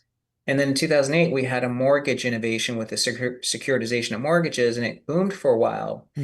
But then we had the GFC. So I think AI is obviously going to be innovative, and there's a lot of opportunities, but it's inevitably going to lead to a catastrophe. And I think that's when decentralized blockchains are going to be one answer to sort of managing the risk around AI. And so, I don't know if BitTensor is a solution, but I can see something running off Ethereum and validators, human validators, is one way too. Interesting. Yeah. Talk to Brian about that. Any reactions to, there's been a couple announcements in the last week. Republic came out creating their Mirror tokens products, which are bringing private company stocks on chain. And then Robinhood had an announcement, I believe it was this morning, around bringing OpenAI and SpaceX on chain. Any kind of predictions around private company assets coming on chain? I love all these experiments because they're trying to provide a hybrid form of liquidity to things that are illiquid, and so it makes sense. And the answer to that is it is a big deal that Republic and then Robinhood are doing this because you're going to create the probability of a more healthy market. This has to become a two-way market, because if someone's just tokenizing assets, but then very few people use it, and what I mean by use it, someone may want to own it, but someone might want to hedge something. So like an OpenAI token isn't just someone's long bet on OpenAI. They might be invested in, Grok or something, and then they need to hedge it by shorting the token. Like if you can create a two-way market, then it's definitely going to work. But if the market is purely on like, let's just tokenize it, you buy it and hodl it, then it's going to have the same liquidity problem that it originally had. And then they might even trade it at a discount. And then you create other risk because now you're putting it on a blockchain. So now you have the actual risk of the physical asset being missing and then the blockchain being broken. So I think it'll be important for two-way markets to develop around it. Very cool. Well, Anything else? congratulations. Yeah, congratulations on the announcement, and we're excited to follow along. Hopefully, have you on again soon. Yeah, fantastic. Okay, well, thanks for having me. We'll talk to you soon. Cheers. Bye. Well, Jordy, What else is going on? We've done all of our ads. We are out of ads. We need more sponsors, but more on that soon because we have a new one coming. There's a story on Apple Wang from Mark Gurman. Wang using Anthropic or OpenAI to power Siri in a major reversal, but let's save it for tomorrow. Save it for tomorrow. We do have some other news. Cursor is now available on your phone and on the web. Spin off dozens of agents and review them later in your editor. Andrew says, I joined Cursor to build the future of coding. And yes, as of today, you can code from anywhere with a coding assistant on every web browser and phone. Very, very cool. We'll have to see how. We'll have to give Tyler over there in the VR headset a challenge. Oh, he's back in. Coding he's back in. There he is. What are you doing over there, Tyler? I'm just chilling in the metaverse. Oh, yeah? Yeah. But what specifically are you doing? Are you? I'm not playing video games. No? You're grinding? No, yeah. Okay. Yeah. How is the now that you've had this headset for a few hours? It's sick. Well, it's way better. So I have the Quest 2 at home, and I think it's just all the Quest 3s, but they have this like back strap. I don't know if you can see it. Yeah, I see it. It's way more comfortable. It's way more like comfortable. I'm not. It's like totally comfortable to wear this right now. That's awesome. So are you doing pass through? Are you using your computer? Yeah, I can see you guys right now. You can see me. Wow. Yeah. How many fingers? 4. No way. I can see. He's got it. I'm using how my many computer. fingers? 2. Oh wow, you can see right through. It's amazing. I didn't realize the pass through was that new good. New challenge: don't take it off for 24 hours. Starts now. Go on a date with it. Use Cluely with it. Yes. Yeah, I mean, this is the this is the Cluely device Cluely right vision. here. We need a Cluely app in there ASAP for sure. Yeah, you show up there. Why don't you take off your Meta Quest 3S for the interview? Actually, I'd prefer to leave it on. Anyway, there's some other good posts we should go through. Apparently, Xfinity is allowing people to use Wi-Fi signals to detect motion in your home at no extra cost. And this 5 seconds account says, I apologize to all my local schizophrenics. I owe you an apology. I wasn't really familiar with your game because it's. You remember there was a video that came out. Yep. It was probably a year ago where somebody was showing how you can use Wi-Fi signals to detect get people. To get a very accurate map, a 3D render of what's happening in space. Yeah. And this is 160,000 It was almost hard to likes. believe. And then This now is massive. Xfinity for free, no extra cost. Crazy. The concerning thing here is introducing this technology to more people. They're going to realize, I can. If they're in an apartment building, they're like, I can see when my neighbor's home. Or a thief could set up a Wi-Fi router outside of somebody's home and start mapping it. See what's this person's schedule. When are we going to put this on an assault rifle and give the special forces wall hacks? I bet they're somebody was saying the CIA and other law enforcement groups use this already to understand when there's like an active shooter scenario, understand where they are. The positioning of everything. We got a fly on the set. Yeah, this disaster's going after you. But anyways. In other news, Christoph Thulin Futurist says, I am developing an LLM benchmark test that I believe is truly the first of its kind. Very excited to launch this soon and hopefully partner with some of the frontier labs on it. Congratulations. We'd love to check it out when it goes live, Christoph. So thanks for the hard work.